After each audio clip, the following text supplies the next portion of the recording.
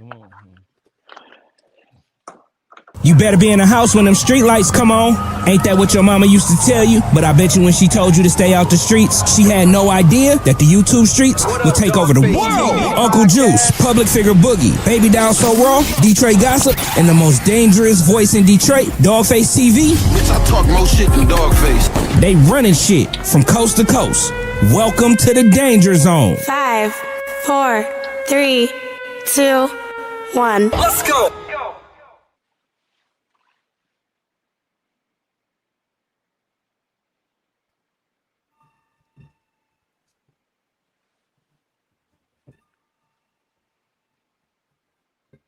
Mic check 1 2 1 2. Mic check 1 2 1 2. My name is Dogface Calderon. This is Dogface TV podcast. This is real life unfiltered. Am I echoing? The first thing I need to know, we had a few technical difficulties over the last couple of days. I want to know, can the chat tell me if there's an echo with any one of us on the screen? Let me turn some lights on. You better be in the house when the lights come. You motherfucking right. Hey, listen, my name is Dogface Calderon. We have the gang back in town. That girl, Henny, what's happening, Henny? Hey, everybody, what's poppin'? Am I echoing? Is Henny echoing everybody? And so are you. I'm echoing? Oh yeah.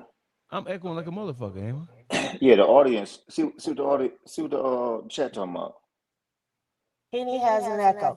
Y'all mute and let me see. Okay, so we're gonna have to do it. We're gonna have to play the mute game. Am I still echoing, y'all? My mic sound nice. Check one. Is my mic still echoing? Oh, she said both of us are. Am I still echoing right now to you guys? All right, so they're saying no, I'm not echoing when y'all are muted. So somebody has something open.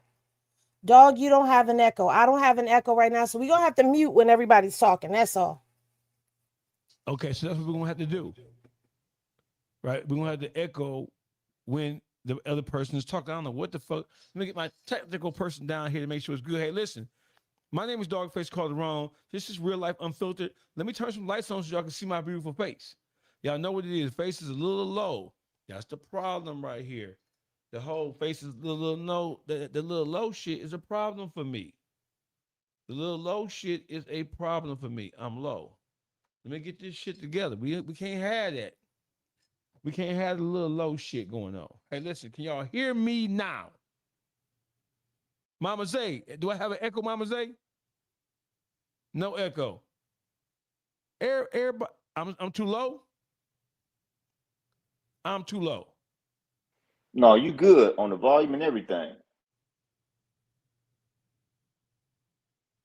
That's not his normal sound. My normal sound is higher than this. He sounds like a normal person right now. Both of y'all echoing when you come back on here.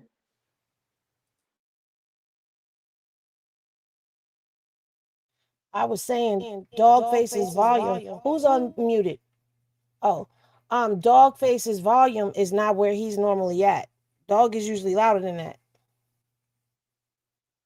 He ain't yelling today. Not yet.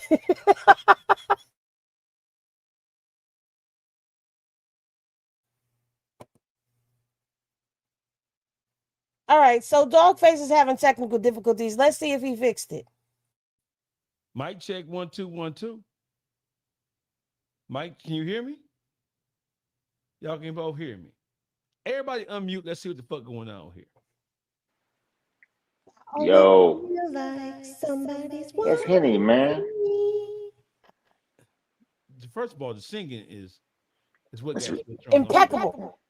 Yeah, you didn't you done made all the speakers start tweaking and First shit. of all, the singing part of this whole thing, that is what has me disturbed. Let me get my ink pen out, because you know I do my best work when I have my ink pen. I have my ink pen out.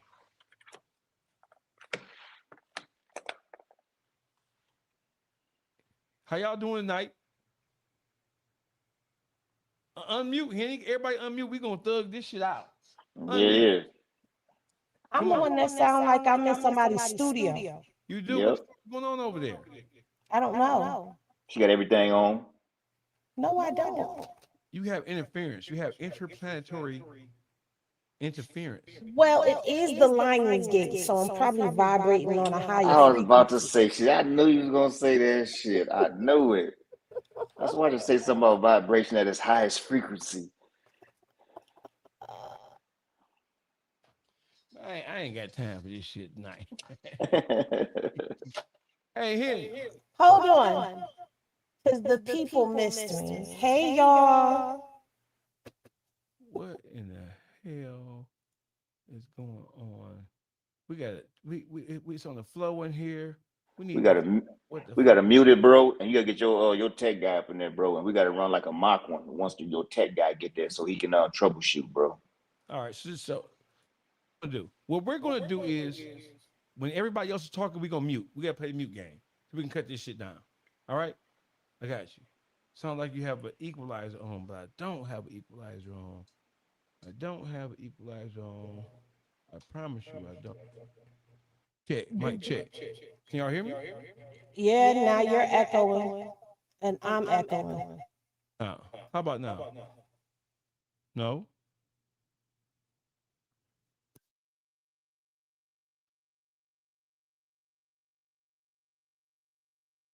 Okay, listen. How about now? We still echoing. All right. So what we're gonna do here? Okay, so I need you to mute for a second because I'm about to say something. I think what had happened was the StreamYard gods was so upset with us the way we behaved as Black people the last time that they said we can no longer talk at the same damn time, and now we gotta go. She done brought the spook god out, man.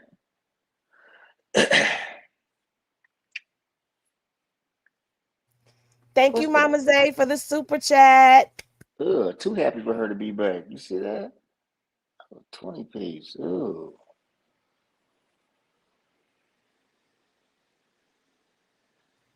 Look at this bitch ass nigga right here. Y'all mute up so I can check this hoe, right?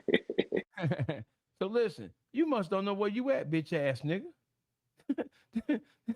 You must don't know that gossiping. It's not called gossiping, bitch. It's called breaking news stories, you bitch ass nigga. But what this gonna be called is getting your bitch ass out, bitch. Now bye bye, bitch. You cocksucker, bitch ass nigga. I bet you won't be able to comment on nothing else tonight, bitch. So listen, man. We have 100 people on deck. Let's get into the subject matter. Where we gonna start, Henny? You kick it off. We're gonna mute up. All right, so I guess we're gonna start it off with a little bit of a Nolan Wells update. And what can I say? There really isn't much of an update to be had. The DA, they have announced that they're done with the first autopsy, which would be the Mississippi autopsy. Thank you, Mama Zay, for dropping a gem on me. Thank you for supporting the channel. They're done with the initial autopsy, and it's been sent to the grand jury. So now the grand jury is going to have to look it over, and they're not going to release it until the grand jury is done. However, the public safety commissioner has now come out, and he made a statement on their local news channel saying that the state has gotten involved, even though this is a Jackson County thing. And the Jackson County sheriff, which is Sheriff Ledbetter, was the one who said he saw no signs of foul play. Well, the public safety's commissioner for the state of Mississippi has come out and said that the state is involved and that they get involved when there is a suspicious death, be it a suicide or a murder. So that's kind of where we are now with it. There hasn't really been anything. Oh, one more thing. The Friends now have launched their own investigation, and they have hired Trump's defamation lawyer for themselves. And they recently went out to Horn Island to conduct their own investigation on the island into what happened to Nolan.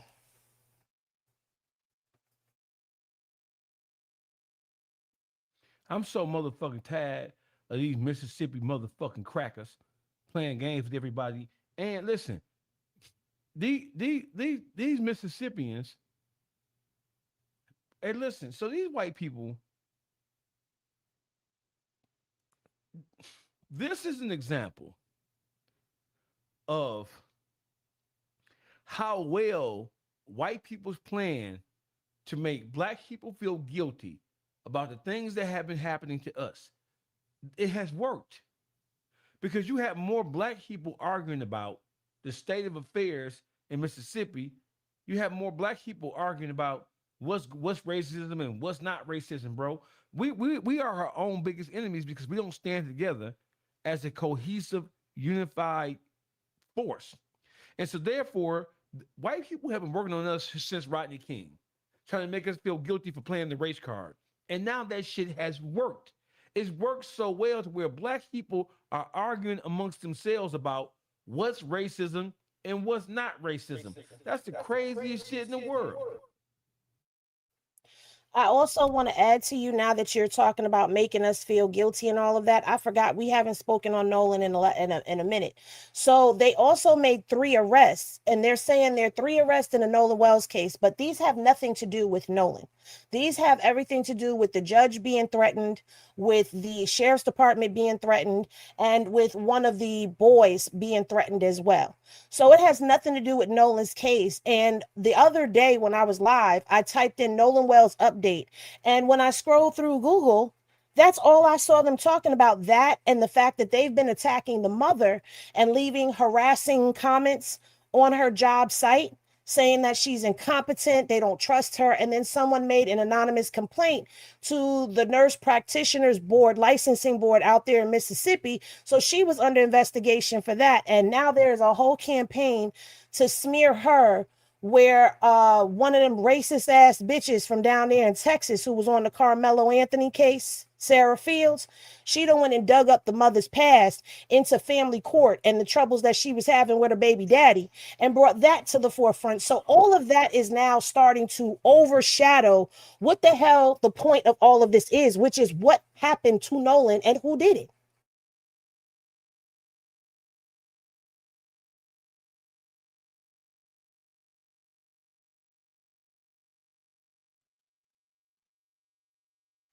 Let me tell y'all something. Am I echoing? Do I have an echo? No echo. Okay, so listen. The agenda to make black people feel guilty about complaining about what white people do to us, that has been a wicked, wicked agenda. And like I said before, this whole white people are exhausted with being called racist. They want to be able to do what they want to do. And let me tell you, the one thing that sparked this whole thing is Donald Trump. Donald Trump and the people behind him, the people who support him, they have made it so to where it is okay for white people to be disengaged from the reality of what the fuck they do. And how dare you blame us for something that is your fault? It's your fault that we act this way. This shit is narcissism at the highest level.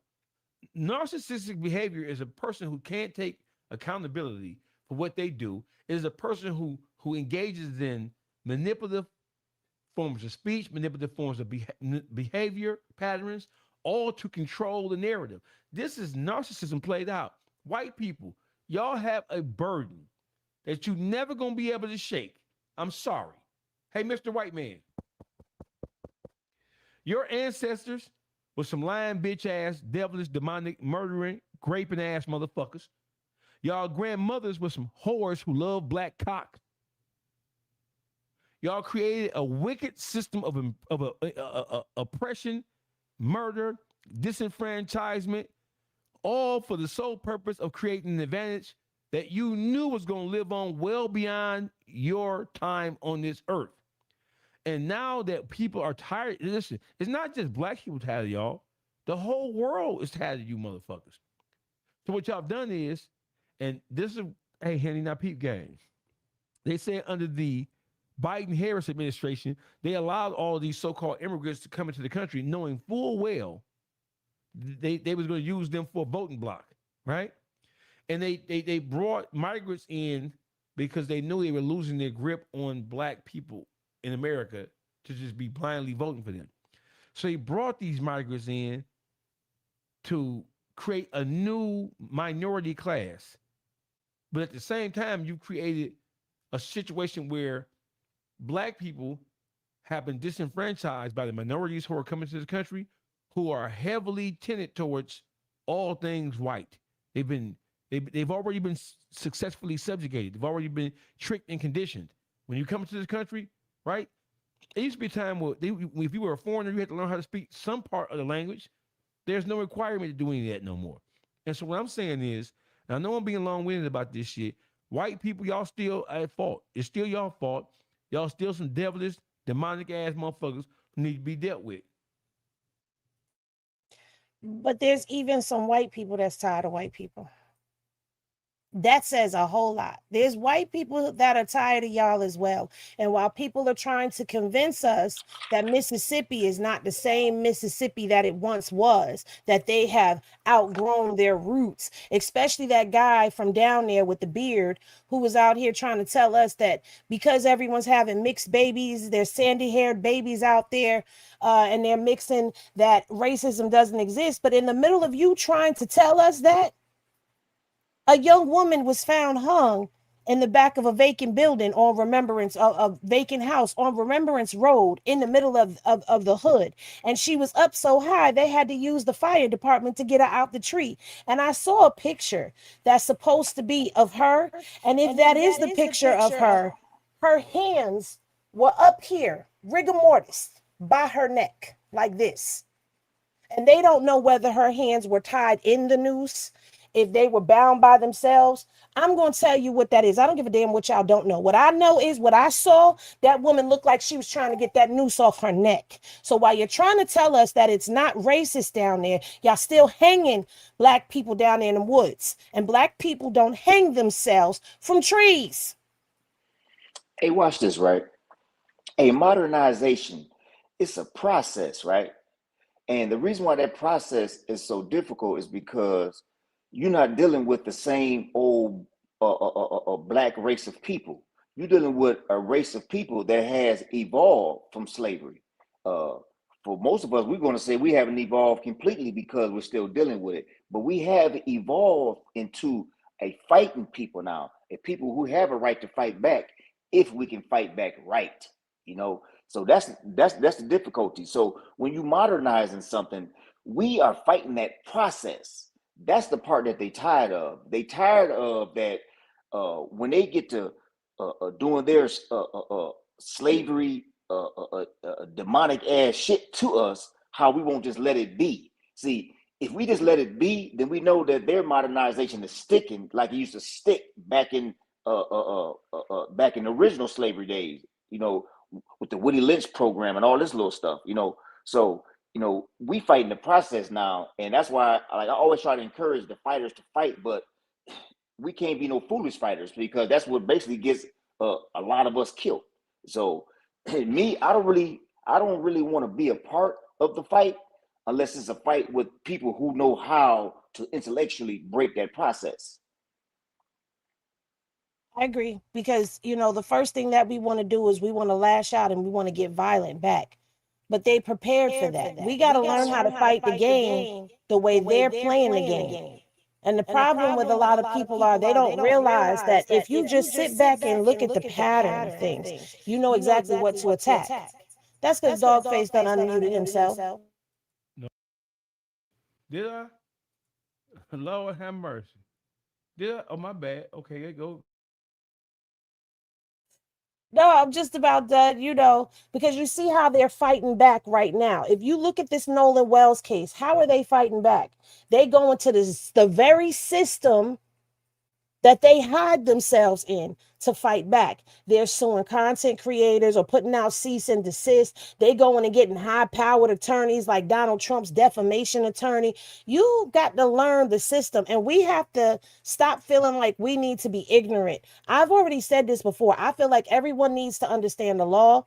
People should just go and watch court proceedings and start ingesting how this system works. Because in order for us to ever really truly crack the system, we've got to understand the system and how it works, more so beyond the fact that every time it's one of us, we always get the book thrown at us. How do we get around that? How do we learn to play the system the way they do? We got to start putting people in place. We got to start putting our judges. We stop teaching your children to go play in the NBA and the NFL and start teaching them to get into positions of power. That's our problem. We don't get in positions of power. And then when we have people in those positions of power, we don't uplift them and keep them there. So this is how we got to play the game. And I know people don't like to hear about politics and all of that. And no, but this is, to me, this is just my opinion. Now, I don't know if y'all agree or not, but I feel like in order for us to start winning this game, we got to start putting our players in the game. Yeah, if you fight a physical war, I mean a mental war physically, you will lose. And that's the transition that we have to embrace. We're not fighting a physical war no more. We're actually fighting an intellectual war. But this is what I'm talking about when I'm talking about the process of modernization. They're trying to modernize it, but they're doing it from an intellectual perspective.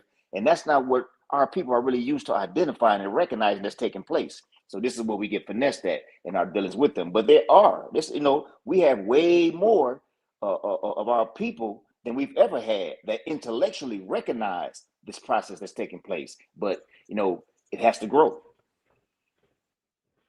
Can y'all hear me? You can't hear me. Is there echo? No echo. You sure there's no echo?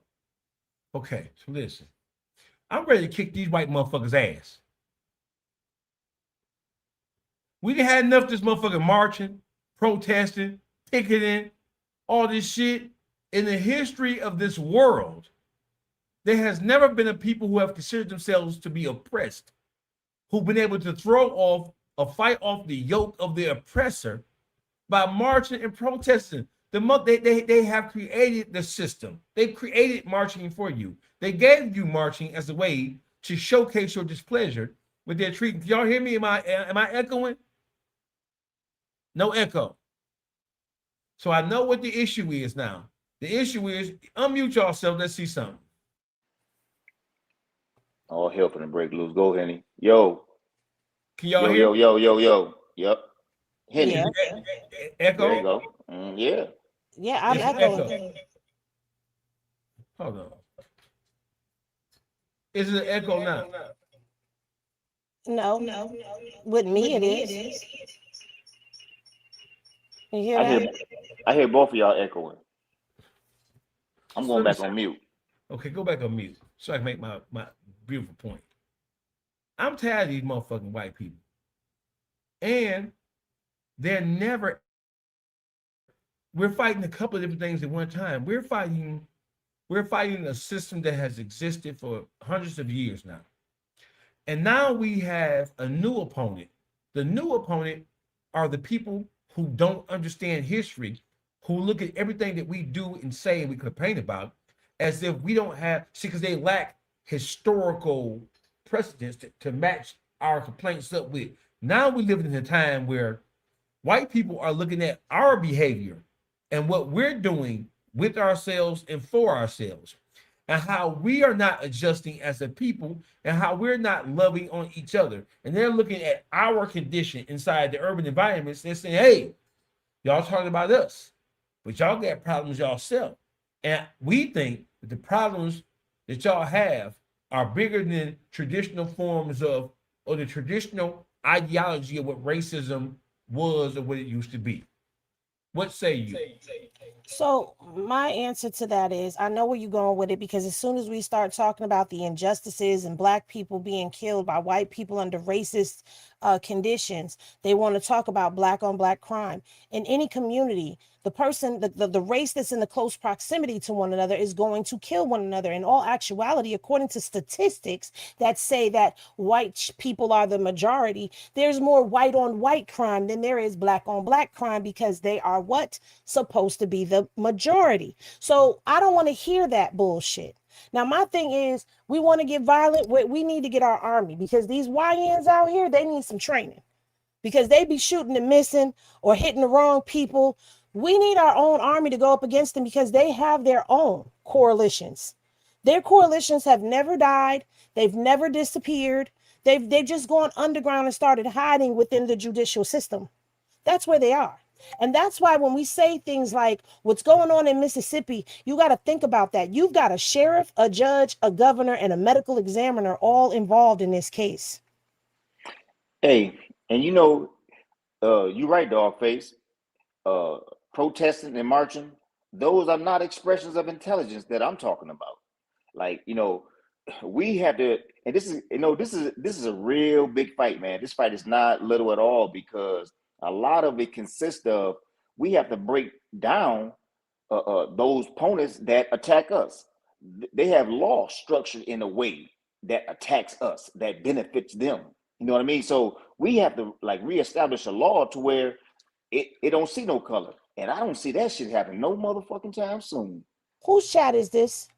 This Ken Stagnant person? What do you say? You need to get them up out of here. Or curse them out, one or the other. What are you talking about? Is he Victim, white? victim. Your behavior is shit. Racism is all you cry about. Mute up. Mute up. This nigga right here. Victim. Your behavior is shit. Racism is all you cry about. Talk all your violent animals useful. Talk all. Okay. So let me respond to you, my dear sir. You're expecting me to cuss you out. And you right, you bitch ass nigga. Shut your bitch ass up, fuck boy. Get your bitch ass on. Shit said. Fuck is you talking about? That's funny, wasn't it? Damn it.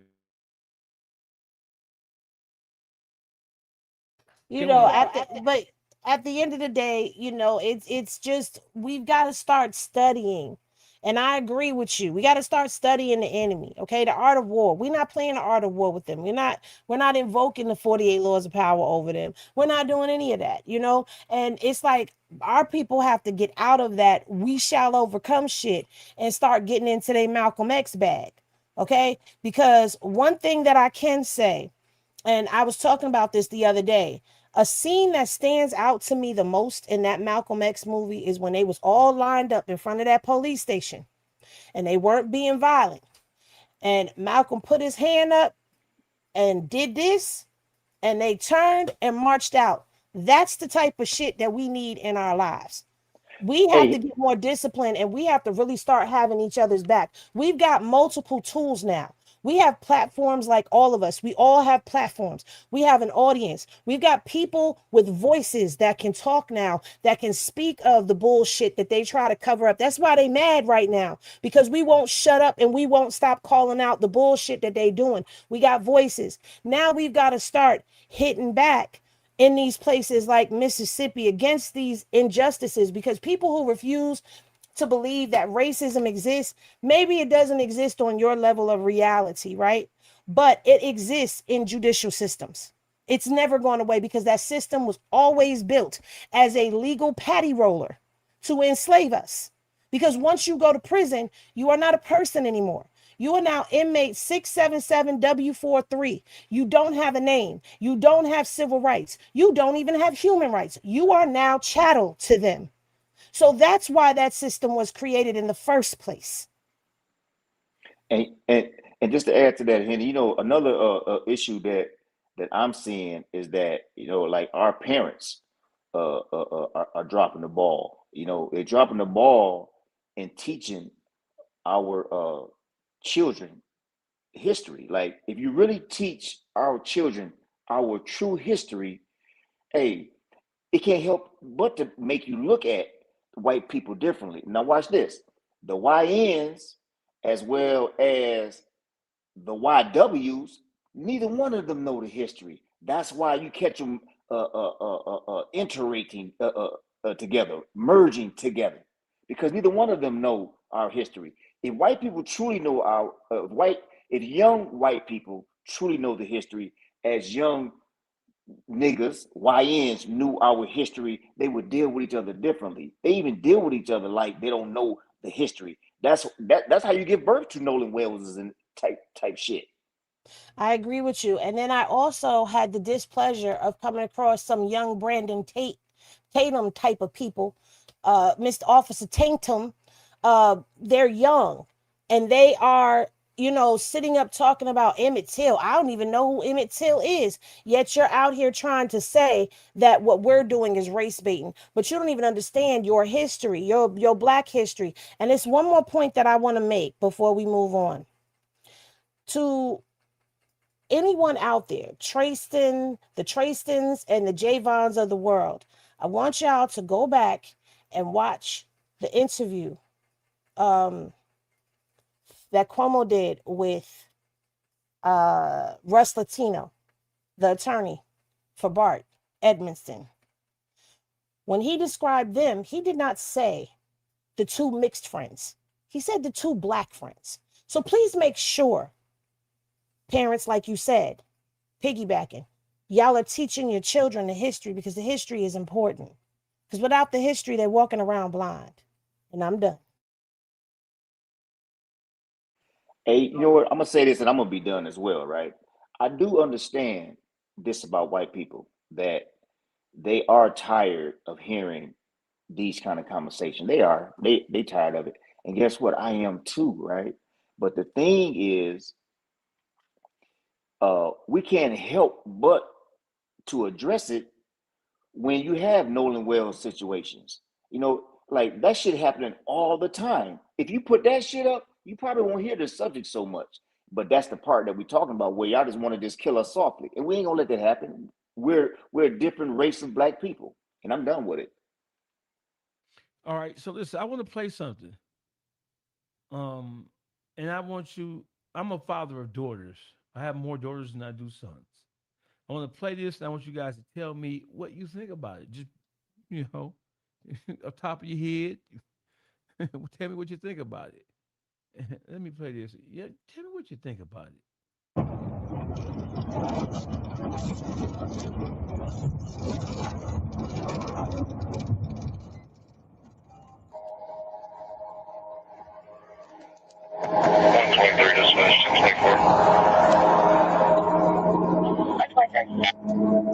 Place your hands on your trunk.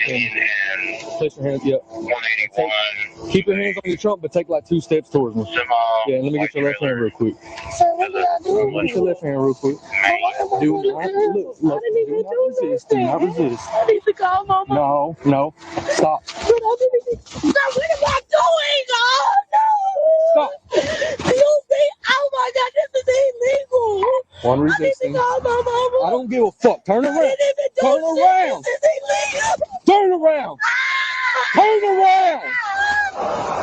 You cannot punch me. Turn around. I need to call my mama. Turn around. I'll punch you again if you don't fucking turn I around. didn't even do nothing. Turn around. Can I call my mama? No, we're past No, that. you just punched me in my head. No, okay. Put your hand. You close down.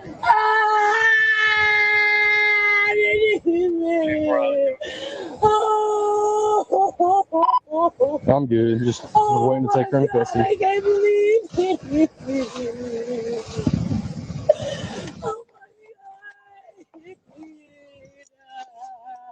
God. Keep her hands there. Oh my God. Oh my God. Face. Somebody call my mama. Help Turn me. around. The fuck is your problem? Turn around. My mama. Do you have any weapons on you? No. Oh, my mama. You acting like a real child. You Shut just up. punched me in my face. Why do you think? Because you were resisting? No, I was not. You weren't resisting? No, I literally did everything you told me to do. Yeah, we'll see. Somebody call my mama. Call my mama.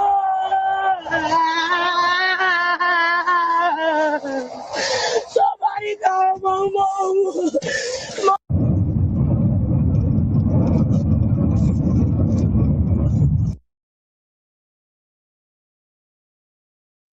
Thoughts? So, like, if you notice, Before you say that, right? I want to know, did that make you feel any kind of way? Did it make you angry? man, I almost don't want to say nothing, bro. I almost just want to say I'm done with this shit, right? Because this is the part where I get frustrated as a Black man, seeing all these kind of acts. They so fucking repetitive, bro. Like you keep seeing that shit over and over and over, and realize, you know, I can't but ask myself a question: what can you do? I can't do nothing. That's what pisses me off, right? Like the only thing I can do is what that one black father did to that police that killed his son. That's the only get back that we got. But look at him; he got to go sit in the joint for the rest of his life. You know, it's an exchange. So in reality, he still lost. Like, how do you address that, bro? That's some frustrating shit to watch for me. As a woman, as a black woman, as a melanated woman, I'm pissed because what's going to happen is you clearly hear her ask for her mama. We don't hear why he pulled her over. We don't hear why he's handcuffing her. We don't hear none of that. There's a fear of the police, whether we admit it out loud or not. When they pull us over, all we're thinking is, I just want to make it through this stop and get home, because we're seeing all too many times that we don't. Or if she would have turned around and she'd have beat the shit out of him, she'd be locked up.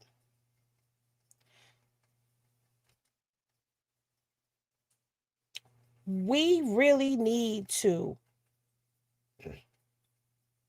start creating our own organizations. We really need to start protecting ourselves as Black men, women, teenagers. We see this too much. I'm pissed about this video. Where is she now? Does anybody know? You're muted. Can you hear me now? Are you pissed or are you just a little bit upset? And I have a question for you. So in situations like this, when we complain about this, the first people we have to fight with are Black people, because there's a segment of this society, there's a segment of the Black experience now who will point out to what we do to each other as if it's justification for what happens to us by our traditional oppressors. So we having to fight against the Nolan Wells. The biggest person in this whole equation is no longer Nolan Wells. The biggest person in this equation is Officer Tatum.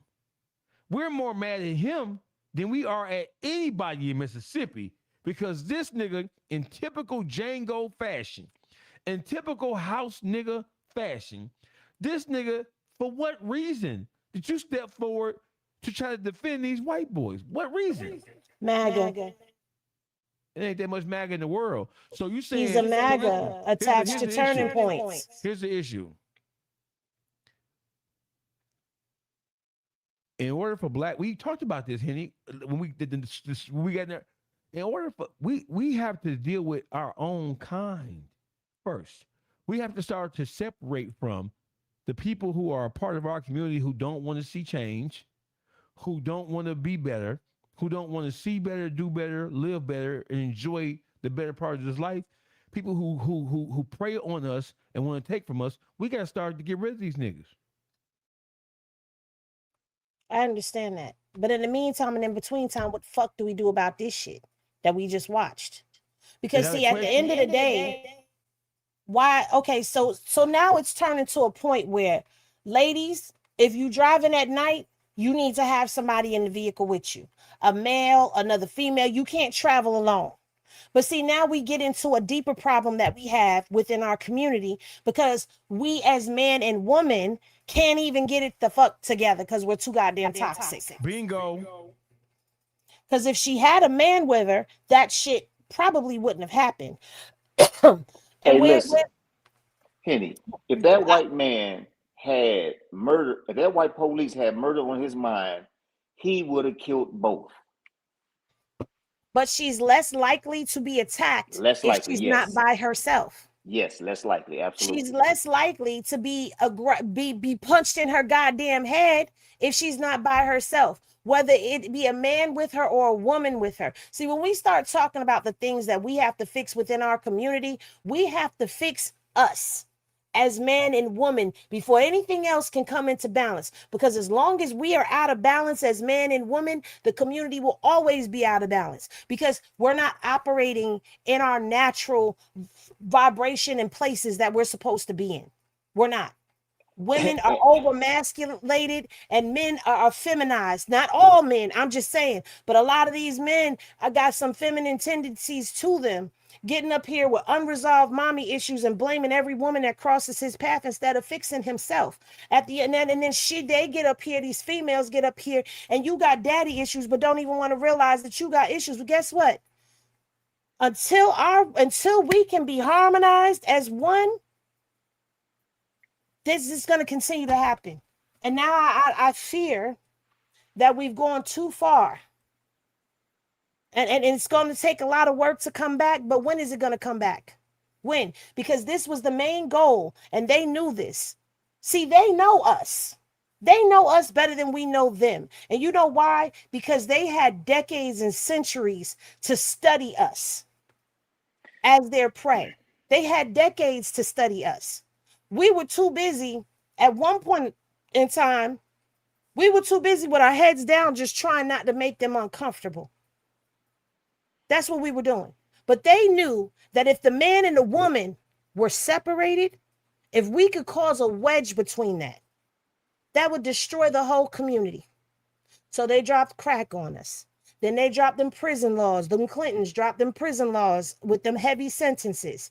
Anything to divide us. And now we have so far gone down the division where we have children now who have grown up in single parent households who are so fucking toxic that they're worse than we were. And we are the ones that grew up in the crack era.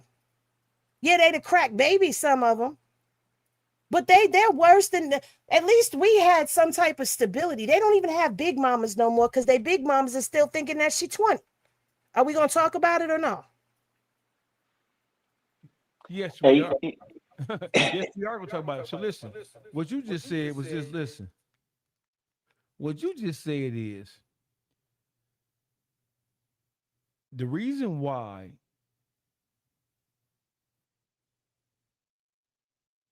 race relations in this country is so bad. It is 2 or 3-fold. One, we're dealing with people who don't know history on both sides of the equation. We're dealing with black people who have no idea of how devilish white people can be. So therefore, they walk head first into off a cliff, thinking that hey, it's we're all equal. I don't believe in that black and white shit. Where you get that shit from? You ain't get that from the reality of the circumstances and the situation of your family members. You have allowed yourself to be lulled and rocked to motherfucking sleep. That's one. Number two, but here's the bigger issue. Henny just said,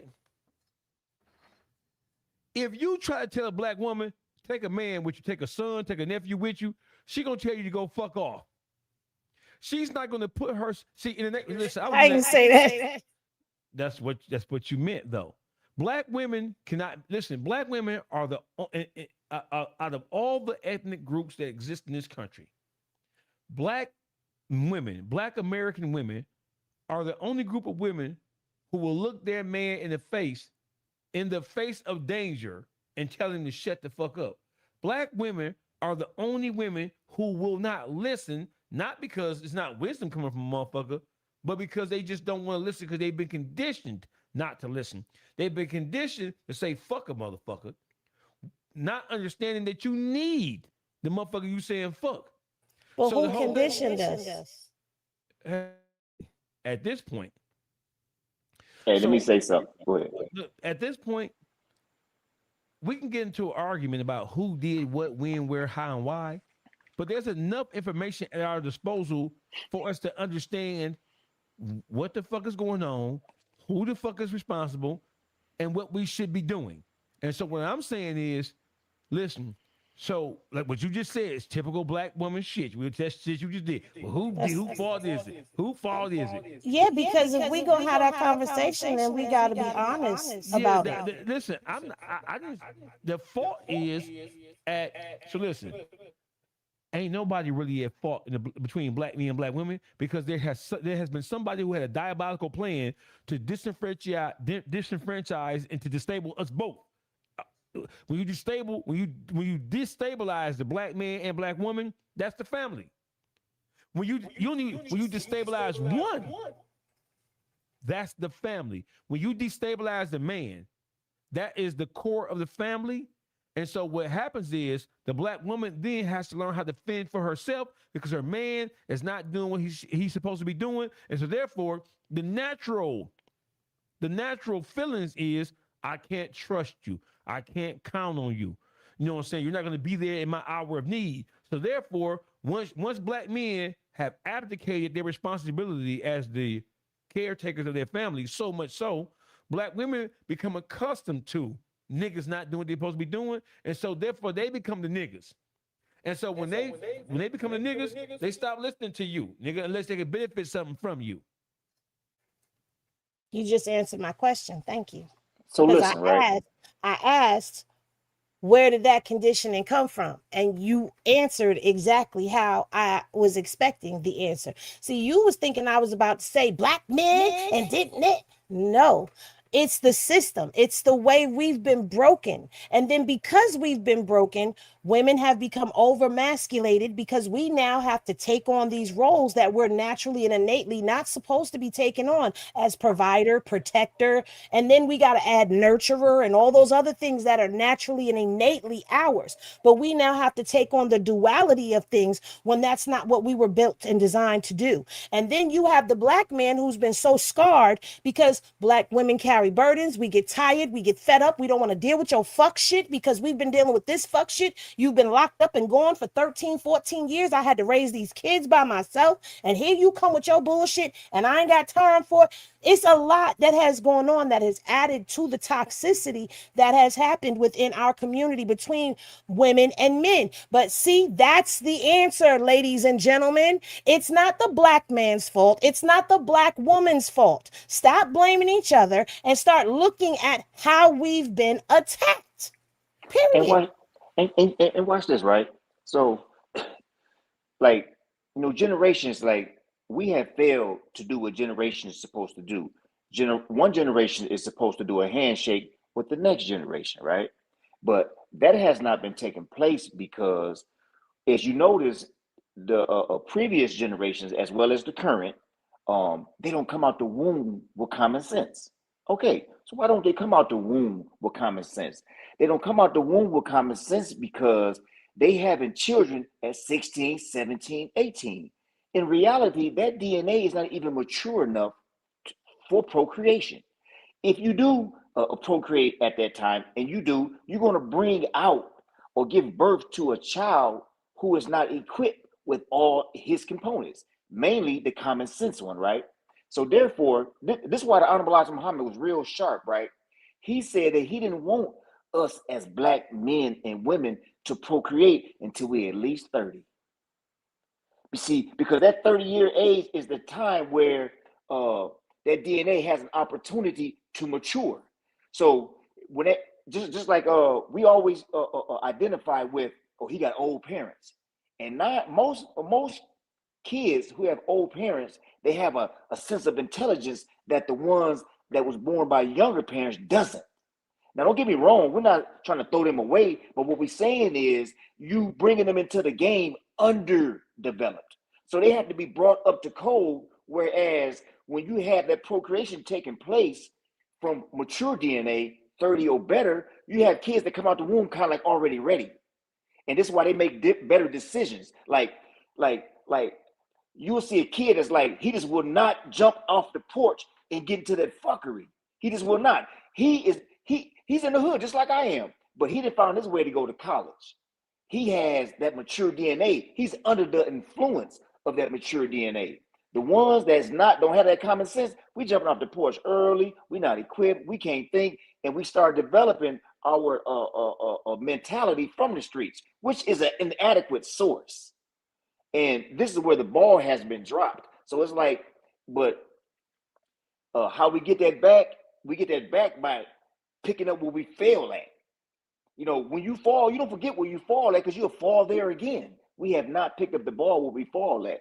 So no, it's not the black man, it's not the white man, because when those 16, 17, 18-year-olds get together to procreate, that's two.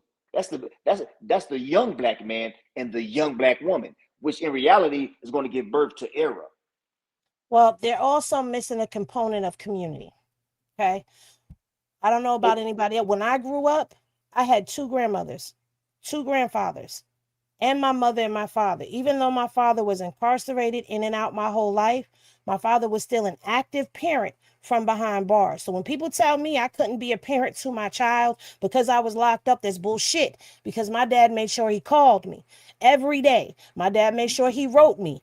Every time I was getting letters, back to back to back letters, I was writing him, and I had another one coming in and another one to respond to. My father was teaching me about how to carry myself as a woman and conduct myself, and teaching me that, you know, I'm beautiful and that he loves me, and telling me all of those things that a man would normally tell a female to get in her drawers. My father was telling me all of those things and telling me, do not let a man trick you out by telling you that you're beautiful. I tell you that you're beautiful. I love you. You're intelligent. I put a book in your hand. I'll make sure that you read. My grandma and all of them was in my life. That's the point that I'm making.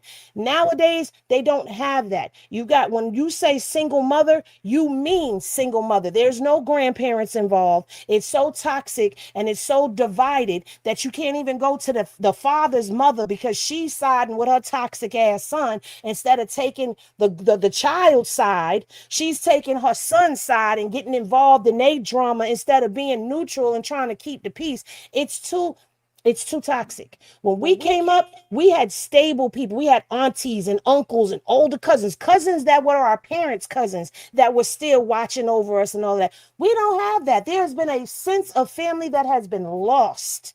So that's why I said, as the Black community, until we can start getting our nucleus back together, we're going to continue to be operating out of order and all fucked up because we don't have that nucleus, that core no more. And this just to address, somebody had said something in the chat. It kind of like went by too quick for me to like read it, but I read it enough to know that, yeah, you're absolutely right. What I said, you disagree with it. You disagree with me saying that when 2 older people give birth, that they give birth to a more mature child. I'm not saying that that child can't be a problem. I'm just saying that we have a checklist that has 10 points on it. When you bring that mature DNA together, that's all right there, yeah. When we bring that mature DNA together, they come out the womb with 6 of those on the 6 out of 10 already checked. We just have 4 that we have to groom, that we have to nurture, that we have to help them grow and develop into. No, it doesn't mean that if you have an older parent, if you have an older mom, that guarantees that child will be successful. No, he can be the worst asshole on earth. We know this, but that's not what I'm saying. What I'm saying is when you let that DNA mature, you give birth to a child who has a 10-point checklist to cover. He comes out the womb already with 5 of those checked. We just have to groom him into the other 5. Versus an 18-year-old coming out, they may only have like 3 of them. We got 7. That child needs a lot of growth and development, a lot of nurturing, a lot of components to help that child grow into his balanced state. And I hope that kind of like helps you understand where I was coming from in the chat. This, right. So listen.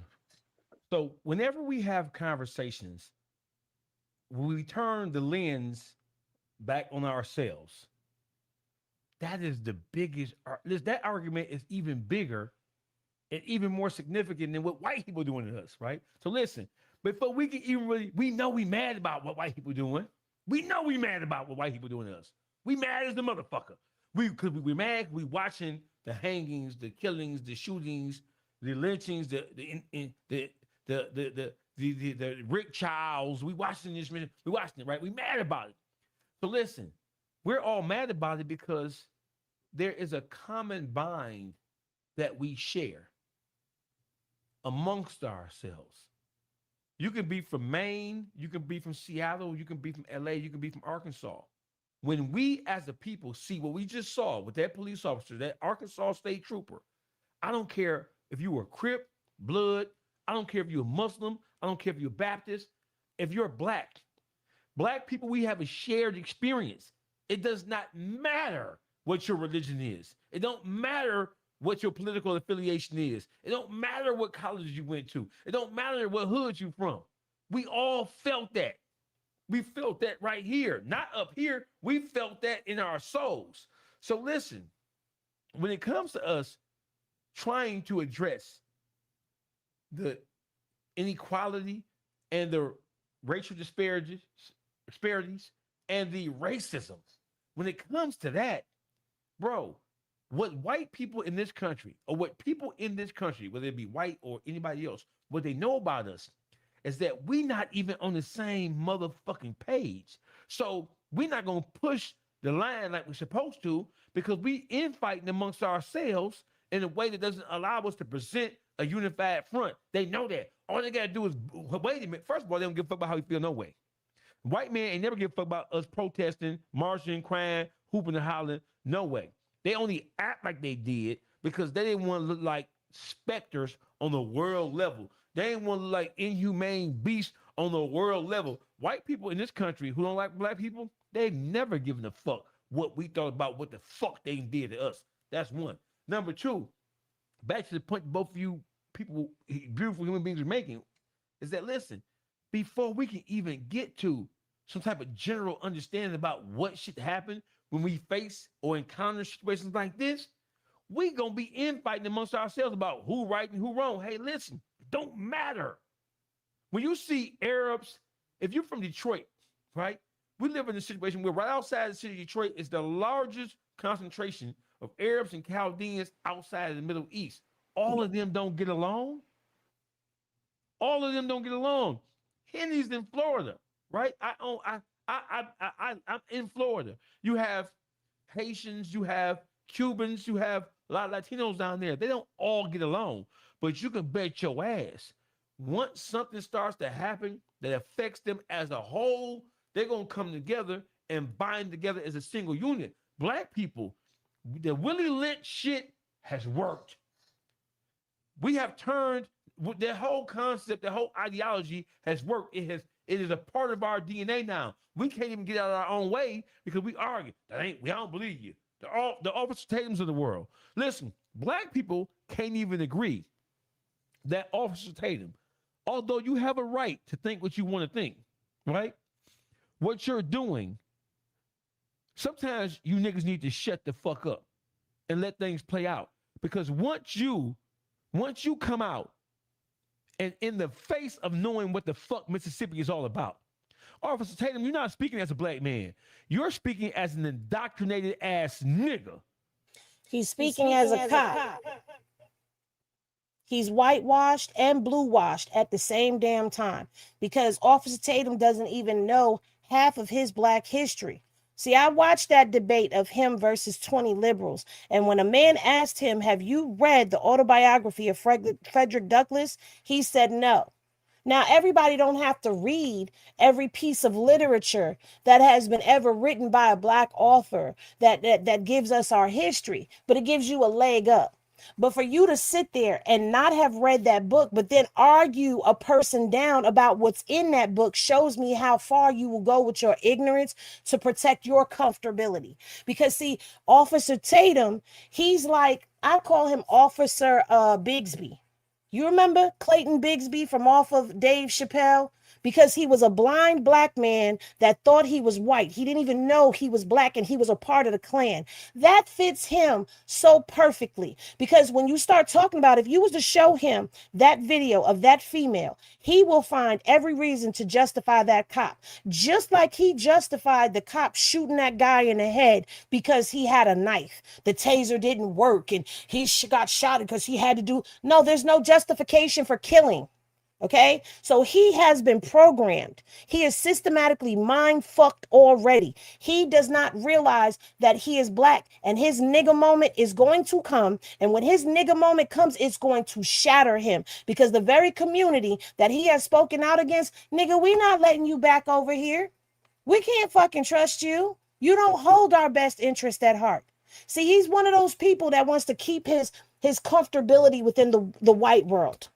He's whitewashed. Now, I know plenty of people that are in, and he is interracially married, but I know plenty of people that are interracially married and still stand on business when it comes down to the issues that are with us.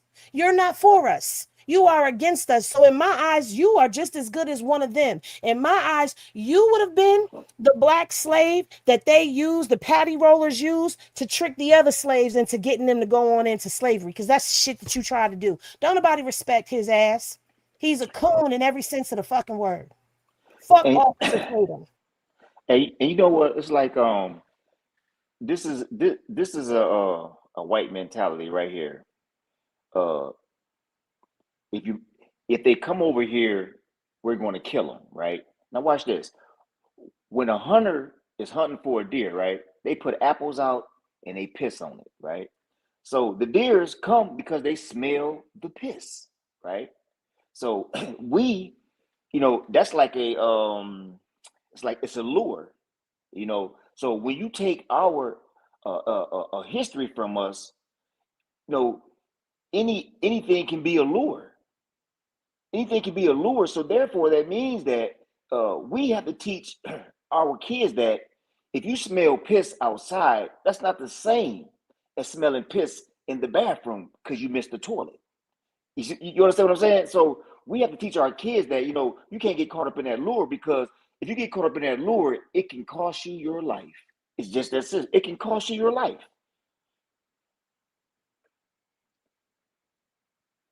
Let me say this, and we're not going to tarry on this subject for much longer, but we will talk about it for as long as we need to in order to illustrate, make our points. Black people, we are so busy infighting with each other that 50, 60, in the 1950s, 60s, right? And before that, we knew who our enemy was because our enemy presented themselves minus any costumes. We knew what the mentality of the people who didn't like us, we knew the signs and symbols. Black people nowadays they have not been miseducated. They have been undereducated, right? They don't even have enough education to call it miseducation, right? Right. You don't even have enough. The shit you got is not education, right? You can read. Listen, there's nothing worse than a motherfucker who's educated in everything else except the knowledge of self. There's a great person who said that, right? Niggas know everything except who they are and what their rightful position on this earth is supposed to be. And what I'm saying is, Officer Tatum, bro, you don't even have shame. When a motherfucker lacks shame, that is a nigga who's disconnected from the reality, right? You don't even, you mean to tell me there's nothing in Officer Tatum's mind that has told him?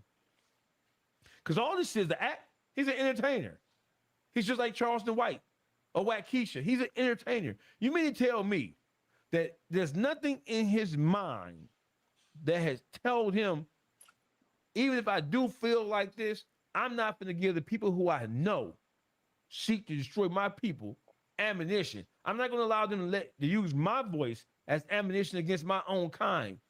If Officer Tatum does not realize that Officer Tatum is a motherfucker who's supposed to get the sword and the axe and the guillotine. This is what I'm talking about. All black people ain't black no more. The color of your skin does not dictate who your allegiance, right? And it never has. We've always had agent provocateurs and double agents and compromised people. I'm saying that this, listen, black people in America are no good. I'm just going to say it. I don't even give a fuck no more. Right? There ain't no saving these niggas. So there has to be like I'm sorry. There's nothing, listen, we have the black family unit has been broken down to where you have the black woman and the black man don't trust each other. They don't even like each other. Most black people and most black men and black women, they come together and fuck because of closeness of proximity. And we don't even like each other no more. We always point out all the most negative shit about a motherfucker. Ain't no building up.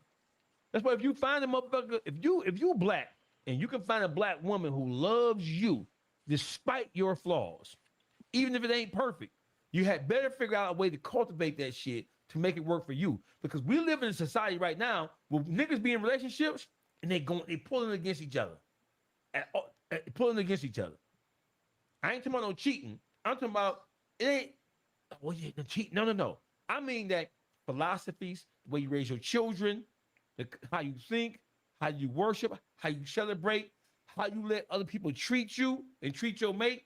You will have a situation where a motherfucker will come in your household and treat your mate like shit in your household, and the woman or the man won't even check the motherfucker from outside. Yeah, in your presence. If you don't check them, in your presence, you damn right. Listen, the black family dynamic is shattered. And so now the people who do know have to come together with the people who do know.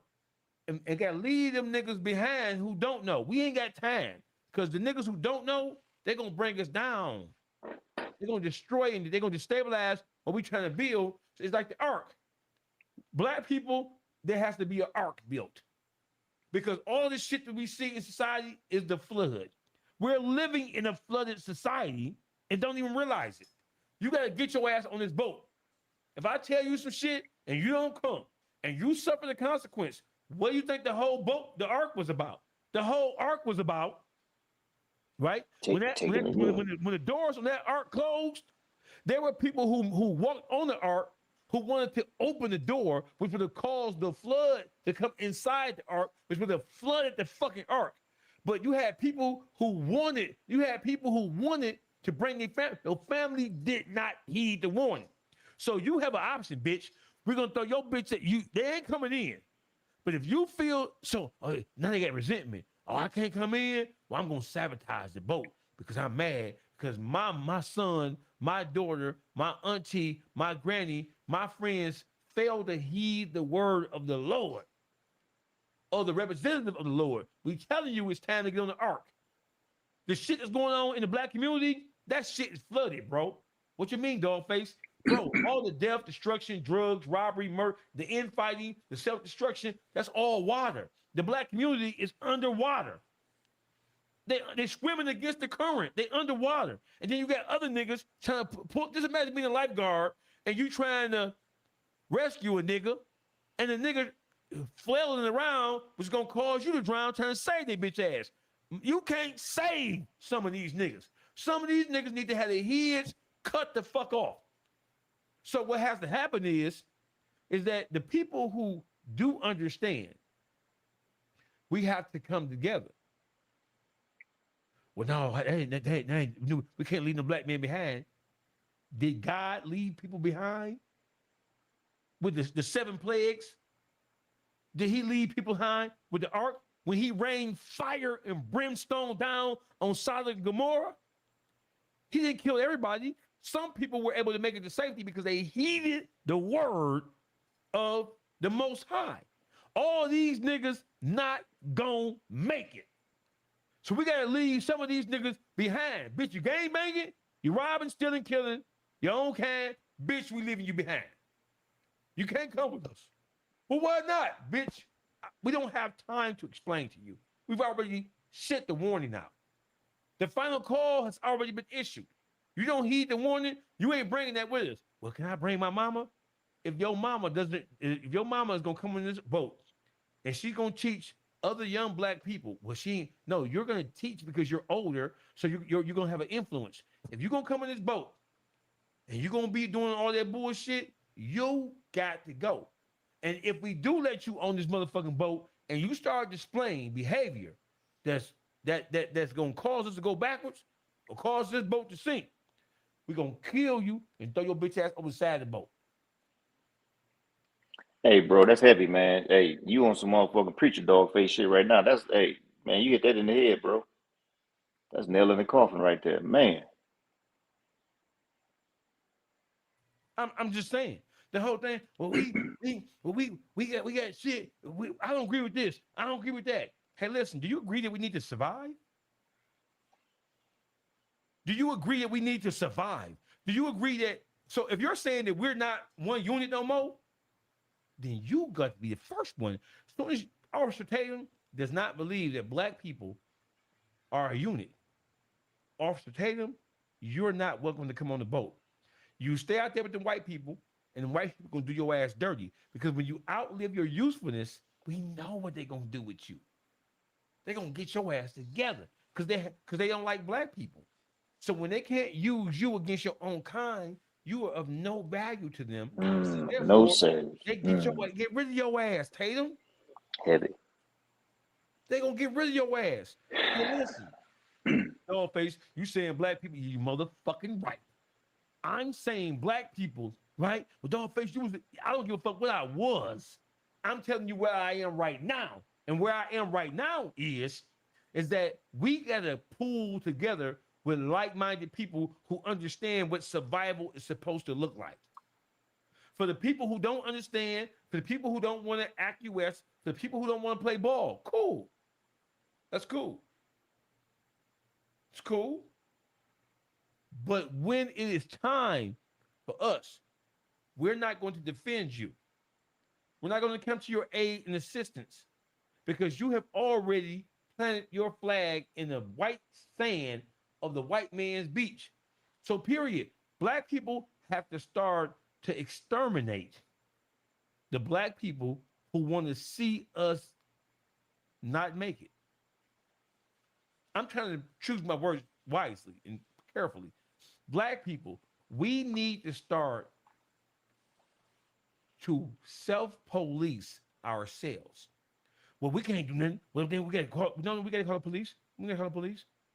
There needs to be vigilante squads in the black community. There needs to be vigilante squads in the black community to deal with the niggas who seek to stabilize the shit that go on in the black community. Everybody ain't gonna make it. What you mean? Well, how can you be the judge and jury? The same way them crackers is being the judge and jury for your sorry ass, you coward ass nigga. The same way, if your daughter was that daughter who we just saw, most of these niggas wouldn't do nothing. I honor and I salute that brother whose son lost his life. And they say, he killed the wrong one. Ain't no wrong one. It ain't. Ain't no wrong ones. Niggas are afraid to die. Niggas ain't afraid to smoke dope. Niggas ain't afraid to pimp a hoe. Niggas ain't afraid to go buy a Cadillac. Niggas ain't afraid to scam, murder, shoot, kill, gang bang. Niggas ain't afraid to do nothing, but niggas are afraid to stand up for themselves. What a cowardly bunch of bitch ass niggas we have become.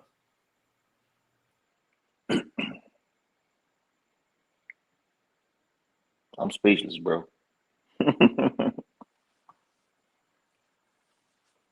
Black men are cowards. Black men are cowards with a capital C.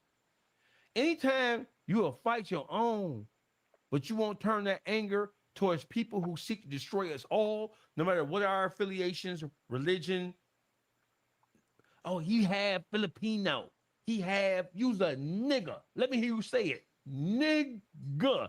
If you don't believe you a nigga, take your ass to Ocean Springs, Mississippi. Black people are cowards, bro. I'm sorry. Black people are cowards, and we love sport and play. We love dick and pussy.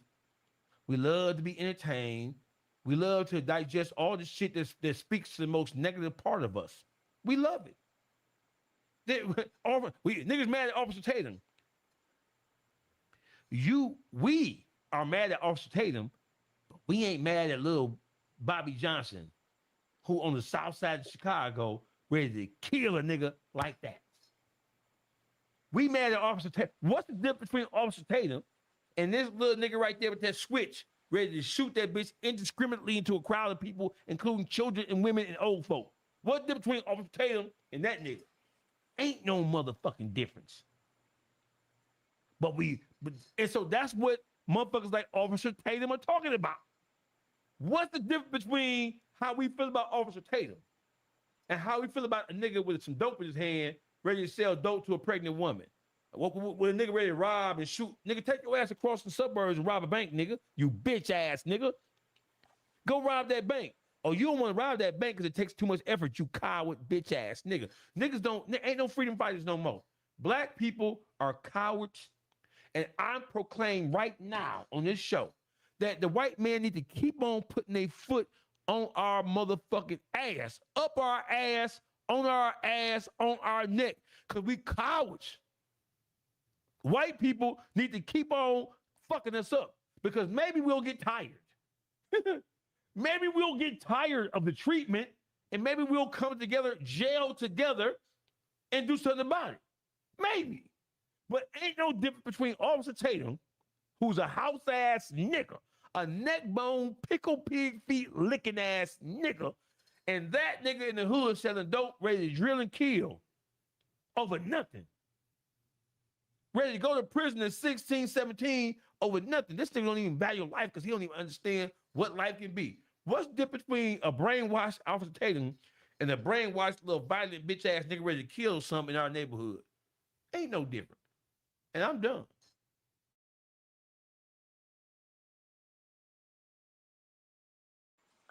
And you know, I'm gonna say this too. Like a lot of people, like Thanks for that $5, Mo Jones. Thank you. like if you look at our situation, right? If you really got the eyes that you're supposed to have, it's gonna make you think, well, damn, like this shit all broke up. It's all bad. Like we can't fix this, right? You know, that's how it really looks, because that's really how it is, right?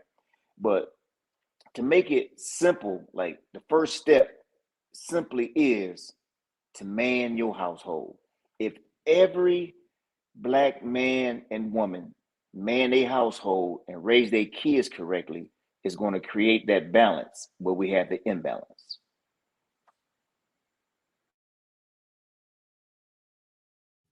Did you just hear me say that we as a people are fucked up? Right? Yeah, I ain't talking about the fucked up ones. No. What I'm saying is we as a people, there's so much damage, right? I agree. Before we could ever come up with a plan to deal with the forces that oppose us outside of our community, we got to deal with ourselves first. We have to deal with what is drawing Black men and Black women away from each other. We have to deal with the things that's creating the toxicity, because my dear sister be using the big ass words, toxicity. That's about 5 syllables. Hey, dog face. Toxic behavior, motherfucker. It's that development right there that creates our shield. Addressing that is going to create our shield from go ahead, all that we go through. I'm gonna act. Hey, Henny, Black people, we are fucked up, and there's nothing we can do to fix ourselves in time. And see, listen, how much time do we got to just be? No, we fucked up and just let it. How? I mean, we fucked up. We don't get along. We toxic. With the Black family unit fucked up. The white man did this. The white man did that. The white man put this policy in place. Hey, nigga, if you're wise enough to know and understand that the white man has done all this, what are you doing with that knowledge? Well, I'm conscious, but little Bobby and little Sue, and little Walla Manisha, they ain't trying to hear it. Off with they motherfucking heads.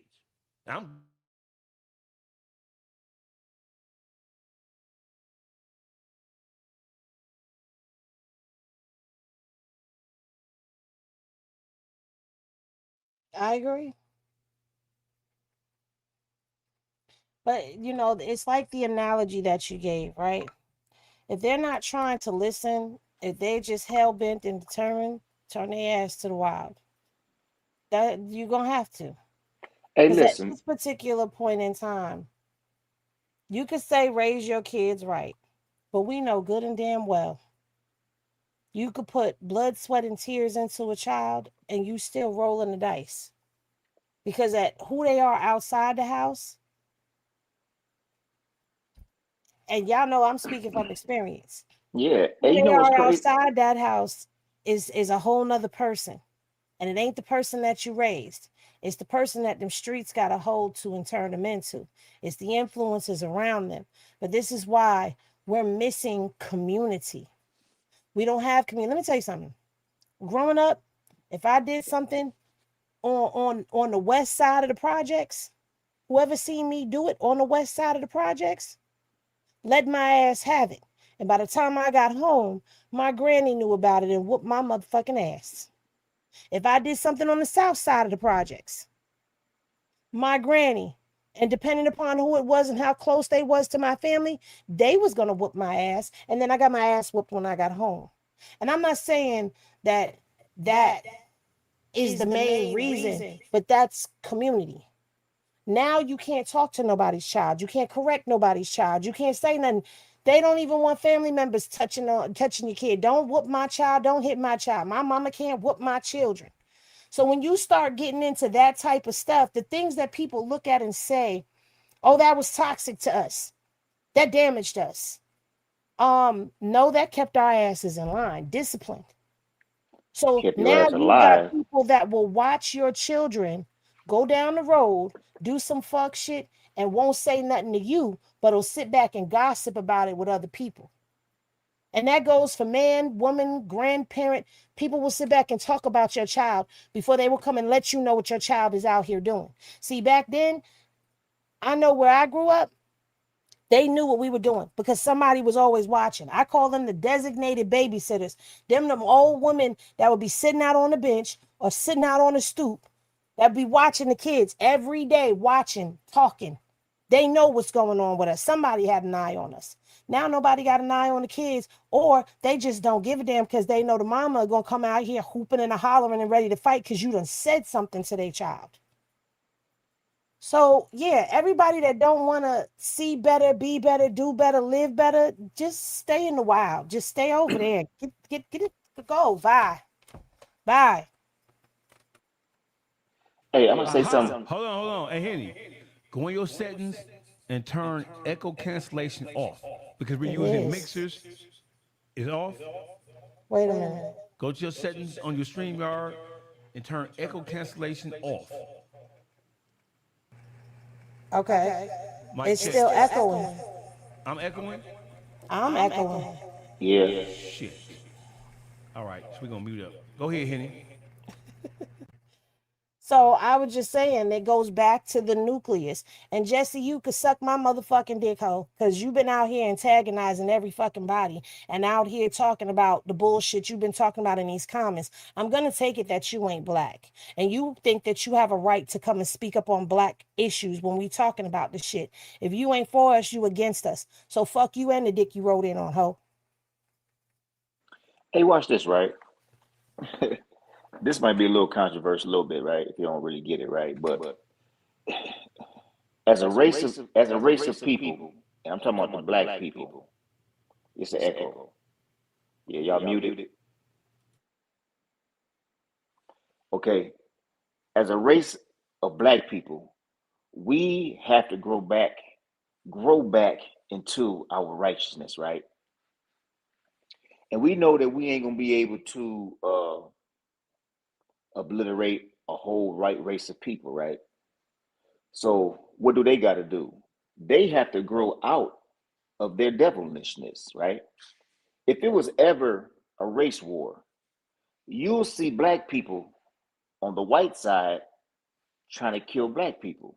And you're also going to see white people on the black side trying to kill white people. Wait a minute, hold on. Because you may also see black people on the black side trying to kill another black person. Well, yeah. Say I'm lying. Consider that as well. But watch this though, right? Yeah. You know, that's a possibility, right? But you know, it's kind of like if it ever gets down to a race war, that I'm saying that to say that that's a time where people are going to be forced to choose what side to be on. So, you know, I feel like there's going to be some white people fighting for black people, and there's going to be some black people fighting for white people if it ever was that kind of day. But what I'm saying is, as far as growth and development, black people have to, we as a black nation of people have to grow back into our righteousness, and white people have to grow out of their wickedness. That's the only how we have any kind of form or any possibility of harmony. What that's going to take is a whole nother story. Dog brought up the Willie Lynch letters. And I want everybody, whatever chat you in, if you've read the Willie Lynch letter, please put a 1 in the chat because I want to see something. Yeah, that's a cold Because piece. I know that there at one point in time they were trying to debunk it and say that it was a lie and it didn't come out here and it wasn't written then and it was written at this time. It don't matter when it was written. But what you cannot say is that it is not real, because when you read it, you understand that this has been planted, rooted a long time ago. And the main thing that they talked about was breaking the man down and feminizing him. We see that now. Breaking the woman down and emasculating her. We see that now. Separating the black man and the black woman. We see that. I mean, everything that's in that book, it has made manifest. Yep. Even if it was metaphoric to something else, there's still a truth in it. And they said it will go for generations. So now we're the elders. We on deck to be the elders. And the matriarchs and the menarchs, or whatever the men are called. Patriarchs. The matriarchs and the patriarchs of the family. So I feel like it's up to us, with all our wisdom and knowledge and education and discipline and life lessons and all of that. It's our job to now sit and do exactly what we're doing now and educate and ignite and spark and show. It's not a matter of who speaks more eloquently, who has more this or that. It's about educating our people and bringing our people back into a unity with one another. If I could pick an era to live in, I would live in the 70s. You know why? Because when I look back in the era that I was born in, there was so much black pride. There was so much love for self. There was so much togetherness. And that's what we need. We need more of that. And we need to be overprotective of not just ourselves, not just our families, because it starts there, but with our community. We're not a violent people by nature. Because if we were a violent people by nature, if we were these vicious animals that they say we are by nature, we wouldn't be so welcoming to others. And we cannot deny that us as a community is very welcoming to other people. We embrace other people. For them to stab us in the back, we've been the vibration and frequency of love. We've been taught violence. We knew survival. We knew hunting. We knew war, yes. But we were taught this vicious level of violence. So we need to, go ahead, dog. Oh, we need to somehow, as the elders, we need to start bringing that back into place. I have a question. So you know how they have dating apps like, I think Black Planet and Black People Meet and all that, right? They have dating apps for black people, right? To link Yeah, up. but I ain't on them. I think you, hey, throw a rock. Was that a little guilty? Was that a little Throw a guilty? rock into a pack of dog, and the motherfucker that holler, that's the one that will get hit. Throw a I'm rock about to into a say pack that. of dog, and the one that holler, you better cut that shit out here. We told you about that motherfucking shit you do. They gonna kill your motherfucking ass. My name is Henny and I am single. Yeah, don't start that shit. Do not start that. And I This is like not to no date dating in app. real life. This is not no dating app. So listen, but look at the Black People Meet shit, right? App where you can meet. We need a real nigga app, a pro black app. I'm black app. We need I'm black app, and I understand that white racism is real, and I understand that we shouldn't say nigga in front of white people, and I understand we should check white people when they say nigga. But we need an app that people can join who are like-minded, who want to be financially literate, who want to have quality education, who not with all the goofy dumbass shit, who ain't trying to destroy each other. We need an app where people can find each other who think like that. Create it. You think got I the will. means and the money, go create it. I Call think it the I real will. nigga app. I said, create the app. You got the means. You got the you got, and then you look, you the superstar of the bunch. So you get out there and promote your shit and everything and call it, I think but honestly, I think that is a good idea. Once upon a time, that's what Black Planet was supposed to be. It was supposed to be by us, for us, and about our culture. I don't know what Black Planet is about now because you just mentioned it as a damn dating app, and that just, whoa. Hey, but really, really not necessarily dating, right? Like on that app, every Black person that has a skill or a quality or a knowledge that can help correct and improve our people, that's what that person will be known for. It's like a pool of Black resources for Black people. That would be nice. You got your doctors on there, you got your lawyers on there, you got your personal trainers on there, you got your herbalists on there, you got your all the specialists that it takes to civilize people. They will be on there, and they will be on there for their services, bro, to uplift our people and bring them back to one. That'd be nice, man. That'd be nice. I probably wouldn't be as mean and mad no more. Niggas got me on defense, I swear. Okay, listen. Well, it would also need need to have history I need you to do me a on favor. there Yeah, and current events. I need y'all to text me right now because I'm finna call a man Jeff who builds apps. Right, I'm finna call him right now. I need y'all to text me what the app should have, all the criteria that it should have for independent thinking, right thinking Black people, and I'm going to send that information over to Jeff and have him build out and code out an app. You talking to chat? No, you and Henny, Okay, and whoever else. If the Henny gang has something, the Dog Pound got something, send it to us. What should this app consist of when we are trying to match? Not fucking. We ain't trying to fuck nobody. We're trying to build a community of people who are proper thinking, right thinking people. Where you can come and get Black questions answered. Yes.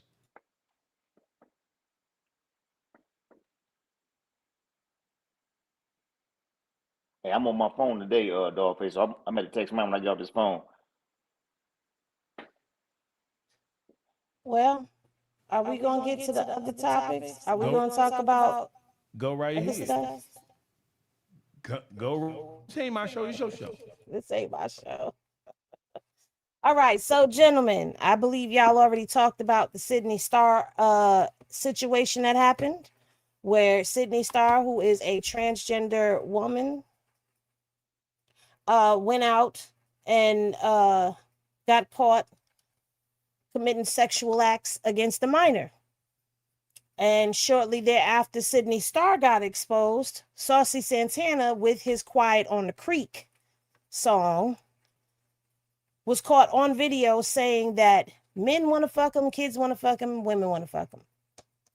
Now, I'm surprised that Saucey hasn't gotten. I'm going to go here first, and then I'm going to go ahead into the other issues. Or matter of fact, dog, you can go into the other issues because I know you got a lot to say. So I'm going to start here.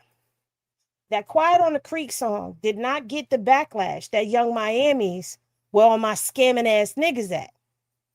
And that Quiet on the Creek song, I know. Ladies, y'all hear it and Quiet on the Creek. But if you listen to the words of that song, he's saying things like he got a baby mama and how the man is still going to trick on him because he quiet on the creek, but won't come out and say that it's about down low creeping. Trying to say, oh, well, when I was little, we had to be quiet on the creek when we was fishing. But the lyrics to the song are talking about being quiet on the creek and getting tricked on by a dude that has a girl. And this is an issue. And then not only that, you got the whole situation that just came out. And I'm sorry, I watched Funky Dineva, and that's what Funky Dineva is part of that community. And what Funky Dineva said was absolutely 1000% correct. These acts have set them back because all of that they tried to tell us went out the window with this. And one more thing about Quiet on the Creek before I turn the mic over to Dog. As a woman, you should not be listening to Quiet on the Creek. Quiet on the Creek should have been getting the loud backlash that Young Miami got. because it's encouraging down low behavior. And that is a huge issue, especially within the Black community. They've already launched attacks saying that it's our fault, Black women, that there are even down low men because we don't want a bisexual man. And it's been deemed as being homophobic. No, it's a preference. I'm sorry. I don't want a man that's been with a man. I want a man. And they keep trying to tell us that every man we've been with has probably been in a down low situation or is down low and we don't know it. And listen, no, be loud about this creek. Okay, we loud about the Black woman coming out with a song that was promoting scamming and stealing and boosting and shit. But we accept the song Quiet on the Creek when it's ultimately disrespectful to us. So that's what I got to say about it all. And now I'm going to turn it over to Dog because he got a lot to say about Saucey and Sydney. So I'm going to mute him.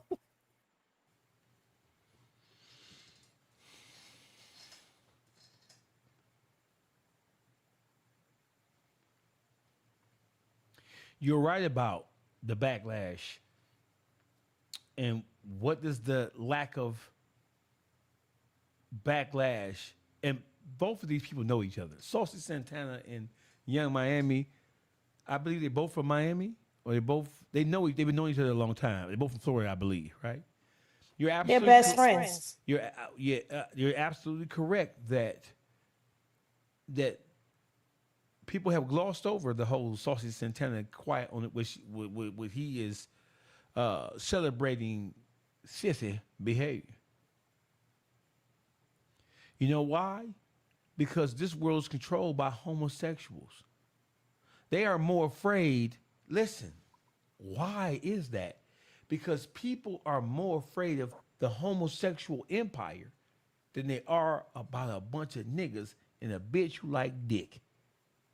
Niggas, right thinking niggas and bitches who like dick and niggas who like pussy, we don't got no power no more. We are outnumbered. We live in the same kind of world that he who created the heavens and the earth decided to destroy multiple times. If there was ever a time for fire and brimstone, was it 7 plagues? There's 7 plagues of death to be visited upon a human population, right?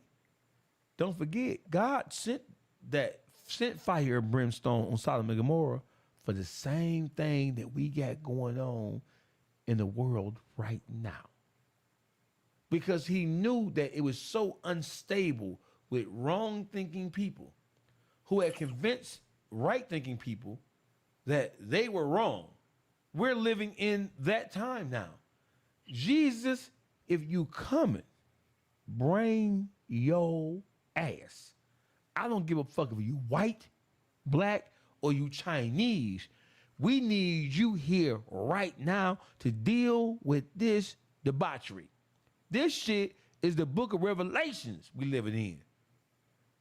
Of course, you don't get the condemnation for Quiet on the... I never even heard the song. But I know it is...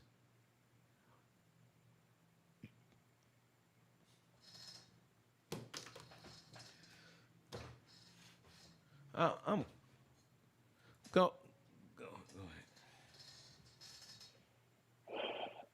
Well, I ain't said nothing. It's only because the level of ignorance is so self-explanatory. I don't even want to touch this subject for real. It is what it is. What else we got?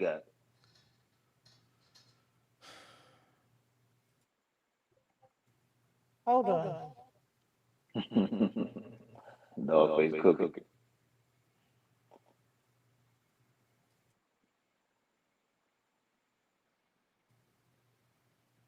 Mute up. Hey, listen, man. Welcome to the Real Life Unfiltered. Everybody mute up. Hey, listen, my name is Dogface. Call it wrong. This is Underdog. This is my sister, Henny. Henny Gang is in full effect. Hey, Henny Gang. It's my sister. Love my sister, goddammit. I'll fight a brick and drown a whale by my sister. Hey, listen. Do we have to talk about Sydney Star? Did we already touched on it? But I didn't by know a you show of did. hands, do I have to create a poll? By a show of hands from the chat, which one of you are happy? I'm saddened that a child had to be molested by that beast.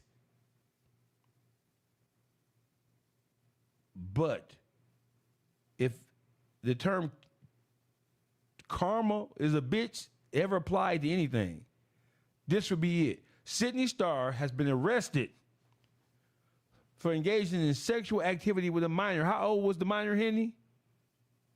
13, 14 years old. And so Sydney Starr. So this is what I say this is what I mean when I say people who engage in homosexuality, I'm sorry. I look at them as pedophiles too. I look at them like they'll engage in any type of sexual shit to satisfy their urge. I look at it like that. Most pedophiles are homosexuals. I want to. When you look at the Catholic Church, them priests, they're not raping little girls. They raping altar boys, little boys. Sydney Starr, I hope you rot in jail, you bitch ass nigga. You right where you need to be. Since you want to rape people. Oh, don't go in there telling nobody. Don't go to protection, bitch ass nigga. Stand tall, you raping bitch. Stand tall, be the gangster you was, and when that little boy you was dealing with. So here's my thing. Aside from the karma being a bitch, there's another aspect to all of this, right? So you fucked up Chingy's life, killed his whole career. You did this thing with this little boy, and they said that where she was one of them carded floors, or he was. I don't even know. Was one of them carded floors. So it's not like this little boy was able to just get up there to Sydney without Sydney knowing. So Sydney knew. But see, the karma for Sydney is your ass is sitting in jail with titties and an ass and a whole job to your body like a female. You better pray to whatever God that you pray to, that you make it out safe. Don't drop the soap. Henny, that's the first thing that bitch gonna do.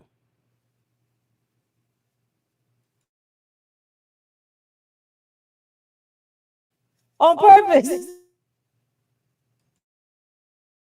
That's the first thing that little bitch gonna do. Somebody said she don't have to be quiet on the creek anymore.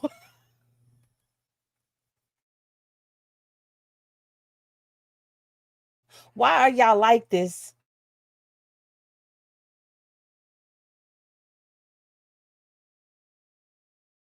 Saucey Santana is a spillover. Sydney Starr is a spillover, right? This country, the world that we live in, not just this country, is becoming increasingly inhabitable for people who I consider to be right-thinking people. If you don't acknowledge or listen, so we were talking, Henny, and we talked about how once upon a time there was, okay, well, you're gay. So gay rights was fought for inclusivity, right? To not be discriminated against. But now the gay agenda is trying to force you to acknowledge the appropriateness of something that you may find objectionable.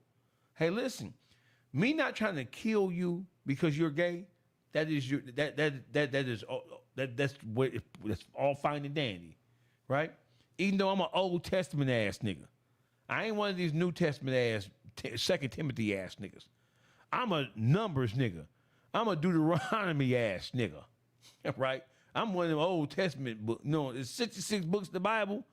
Look at him knowing about the Bible. I'm one of them Old Testament ass niggas, right? I ain't one of them turn the other cheek ass Romans Peter, no. Mark, Matthew, Luke, and John, fuck them. Take me back to that old time religion where a nigga cut your hand off for stealing. Take me back there. Despite the fact I used to be a thief, and so if that shit was, no, start the shit after I get done stealing. And then don't make it retroactive so they can't fuck with me. You know how we get it. Y'all go ahead. Y'all go. I ain't nothing but a mess. I mean, okay, so when we were talking, I was saying, you know, back in the day, everybody had an Uncle Peaches or a cousin Peaches. Like we all had somebody that was a part of the community back in the day, right? But they lived their life. You know, I lived in New York, so they went down to the village and they did their thing. And I had a gay uncle and a gay cousin, right? Older cousin. I never saw my uncle dress in drag, but he used to go down to the village and do drag shows. But when I saw him, he was always dressed as a man, carried himself as a man. My cousin, whose literal nickname was Peaches, worked in a hair shop, dressed as a man, carried himself as a man, but he had that little to him. But we never saw them with their lovers. We never saw into their lifestyle. We may have known that they had what they used to call sugar in their tank, but it wasn't on like pressed upon. You understand what I'm saying? And then when I got older, I understood their lifestyle, but I was older. Now it's to a point where we are being forced. And that's the part that I can't get with. Okay, I can't get with it. Love who you love, screw who you want to screw, and do what you want to do with your life because it does not affect me. But when you start trying to force me to be a cisgendered woman, no, bitch, I'm a woman. And it has nothing to do with transphobia. I am a woman. I was born that way. My birth certificate says that I was born female. I have gone through the natural progressions from being a baby girl to a little girl to a teenage girl to a young woman to an adult. I have been this. I have gone through the process of menstruating, growing breasts, growing an ass and getting hips and shit, birthing children, now going through perimenopause and all of that. I've gone through that. You can't relate to me having cramps or women going through endometriosis or having breast cancer. You cannot relate cervical cancer. You can't relate to our experience. But if you want to call yourself a woman, I have nothing to do with yourself calling you a woman. Slap a wig and dress on and say you a woman all you want to. But do not try to force me to accept your verbiage, to accept your labels when I don't want to. And then don't say that it's about a phobia. It's not about a phobia. It's about respect. Okay, then to tell me that I have a phobia against bisexual men or gay men because I want to date a straight man. No, I have a preference. Nobody is saying anything to you because you like to get tooted and booted and shooted in. That's your preference. Okay, you might like that. I don't like that. I want a man. That your preference is not women. So should we say that you are heterophobic? Like, come on now. Then when you say heterophobic, they tell you there's no such thing as heterophobia. Well, it's an attack on heterosexuals because in a minute, it's going to be nothing but you have to identify as, and this is coming from a woman who in my younger years identified as a bisexual woman. Okay, I realized that I like men more than I do. And that's where I stay in my lane, is I like men. But at the end of the day, I wasn't forcing that on anybody. That wasn't nobody's business. And I wasn't saying you got to accept me. Another thing is you cannot force me to mentally wrap my head around something that has been the norm for me my whole life. You want to identify yourself as non-binary? That's cool. But if I'm in a space where you identify, prime example, I go to the lady doctor. I specifically I do not want a male doctor. I go in there. I have a non-binary person who's going to examine me. I am uncomfortable with a strange man examining me. And I'm looking at you and you look like a man, but you're telling me you're non-binary. And then when I ask to reschedule my appointment, I get the dirty looks. You look like a man. You may not identify as one, but what my eyes see and my brain registers is a man. See, when you start impeding on spaces, it's a problem. That's the problem. Don't nobody give a shit what you do. Go. Follow the line down the yellow brick road with a whole rainbow dress and wig on. Don't nobody care what you're doing. That's your life. Live it. Live it out loud. But when you force it, that's the problem that I have. And that's not a phobia. That's my right, because you're impeding on my rights. You're trying to tell me what I am when I've been what I am my whole life. So if you want to be called a woman and you want to be identified as she and her, fine. I don't have a problem with that. Go ahead, girl. But at the same time, don't tell me that I have to take on what you tell me I have to take on. Don't blame Black women for the reason why Black men are on the down low. Don't do that, because we ain't got nothing to do with that.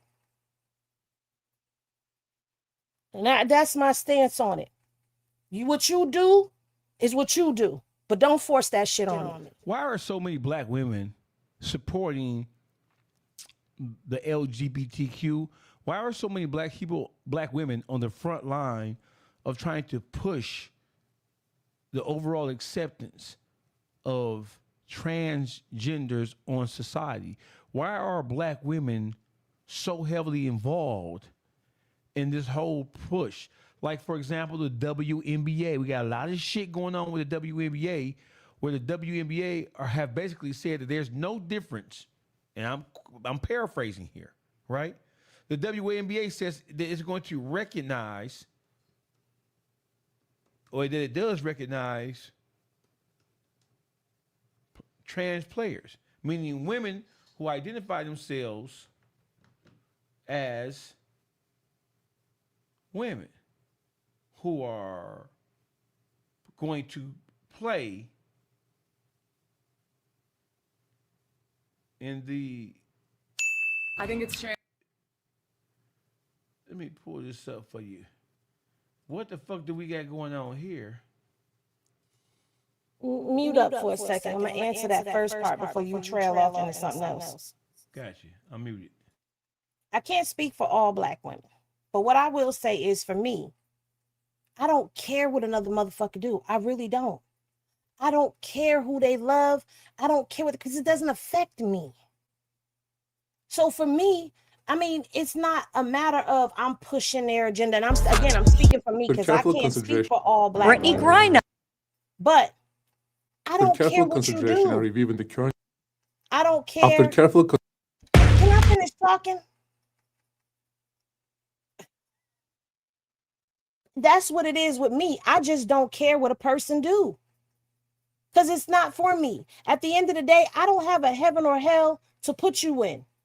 So me judging you, I don't have nothing to do with that. But like I said, it's the forcing of it that I can't get with. I don't give a damn if somebody's walking down the street hugged up with a goddamn giraffe saying, "This is my wife," rubbing on his booty.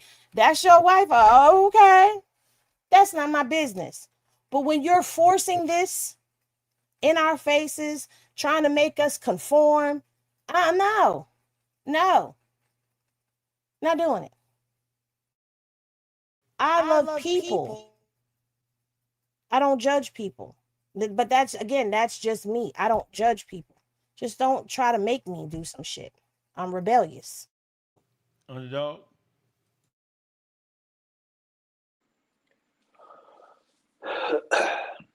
We addressing the WNBA, right?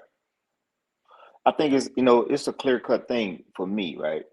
Like, it's just like certain issues, to me, like, I immediately weigh the level of bullshit in it, and it's the bullshit is at such a high level. At the end of the day, I don't care what your jumper doing, I don't care what your dunk doing. It's still man against woman, and we can't get past that. So, being that we can't get past that, I don't know what the fuck to say after that. Like, that's the fucking no. I'm not voting for that shit. You know what I mean? And I don't give a fuck how feminine, fuck the word. You know what I'm trying to say? How feminine you is, right? I don't care how feminine you is. At the end of the day, you got dick and nuts. She has a vagina. These are two different genetics. When a man grows up, he grows into a physical strength that a woman can't grow in. Like, we see it all the time. Like, women's greatest challenge when they in the gym, they want to do pull-ups like men do. But females can't do as many pull-ups as men can. And that's just because their genetic makeup is not going to allow them. So we put that on the athletic level. Like, what the fuck are you asking for? And soon as a man put that body on a female and hurt her, like that's not a basketball foul no more. That's more of an assault, as far as how I look at it. Like, you got a whole man crashing into a woman. Like, I don't get that. Like, it's self-explanatory. It's a man against a woman. But at the end of the day, we know that this world is built on sport and play. And if these motherfuckers who run this shit want to see sport and play, this right here is gonna be a reality because they want to see it. I just personally feel like you shouldn't be in women's sports. And I know that the argument is, well, they take estrogen and it lowers their testosterone. Thank you. It lowers their testosterone levels. But at the end of the day, stop taking that estrogen and watch your testosterone go back up. You still carry, no matter what you do, as a trans woman, if you have the surgery or not, it doesn't matter what you do, even if you have the surgery and you appear to be a woman, your DNA is still going to say male DNA, regardless. You can't get away from it. So you are genetically still identified as male. You have no, you should not be in women's sports. Now, I would be interested to hear how these lady athletes feel about this, because I wouldn't be playing no more. You're not coming in. No. I think it's trans rights now is arguing about.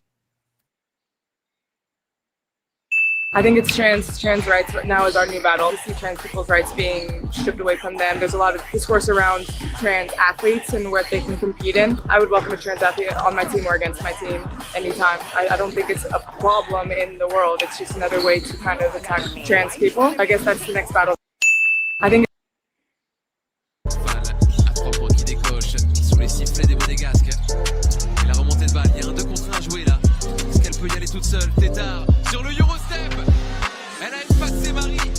On a vu Olga Tarasenko. Brittany Griner is, in fact, a man. One of the videos that give us cause to say that is this video.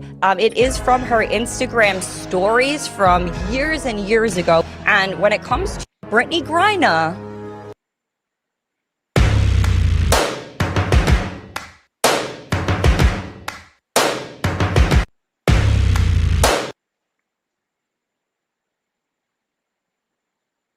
The WNBA, as of now, just released a statement saying that within the next week, they're scheduled to hold a press conference where they are saying they're going to give out the criteria for who is and who isn't considered a trans man, and who is, what type of trans person is or isn't allowed to try out for a WNBA team. Hey, I have a question. Go ahead. Why is it always the trans women? Because there's trans men out here too. And you don't ever hear trans men fighting to get into male spaces. You're not hearing trans men trying to get into the NBA or trying to play men's sports or any of that. Why is it that the trans women are always trying to come into? I'm gonna shut up because I'm about to get annoyed. I'm just trying to think outside the box, right? Because like at the end of the day, it don't make sense, right? But it's still a possibility that it could happen, right? And I'm just looking at it like why, right? And one of the whys that it could possibly be, they trying to use this as a catapult to generate bigger salary for these goddamn women NBA players, because they complain about that a lot too. I'm just trying to figure out the angle of this shit. Like once you get some men on there, that's a couple trans on there. Can y'all use that to say that we should be getting paid more now? The men NBA players get paid this much. We got men on our team. I don't know. I don't Rift know. has erupted within the W. I hate to say this, but I'm going to say it anyway. I've said it a long time ago, but I'm going to say it again. You know, ladies, it's become, I think, a problem amongst us. Talking to my ladies. When we start getting into all of this, looking like, y'all do know them BBL surgeries and all of that shit, removing your rib and lipo and tucking you in and shaping, reshaping and sculpting your body. You know that was a trans thing, right? All of this contouring of the face that we do with the makeup. I don't do it, but y'all do it. The contouring of the face that gets done and all of that to reshape the face and alter how you look. All of that stuff came from the trans community. Okay, trans community. The makeup, it came from the trans community and the drag community. Okay, because they have to contour their faces to soften it, to soften the appearance. A lot of y'all contour your faces and look like men. Then you go out here, you get your body done. Everybody's body is done the same way, so y'all all look alike. Because you're getting something that is making you feel like. So I'm wondering if that's playing a part in why inclusive. Like, you're getting your bodies done like us. You do your makeup like us. Why we can't be one of y'all? I'm wondering if that is a thing that's going on with this. I don't know. What say you?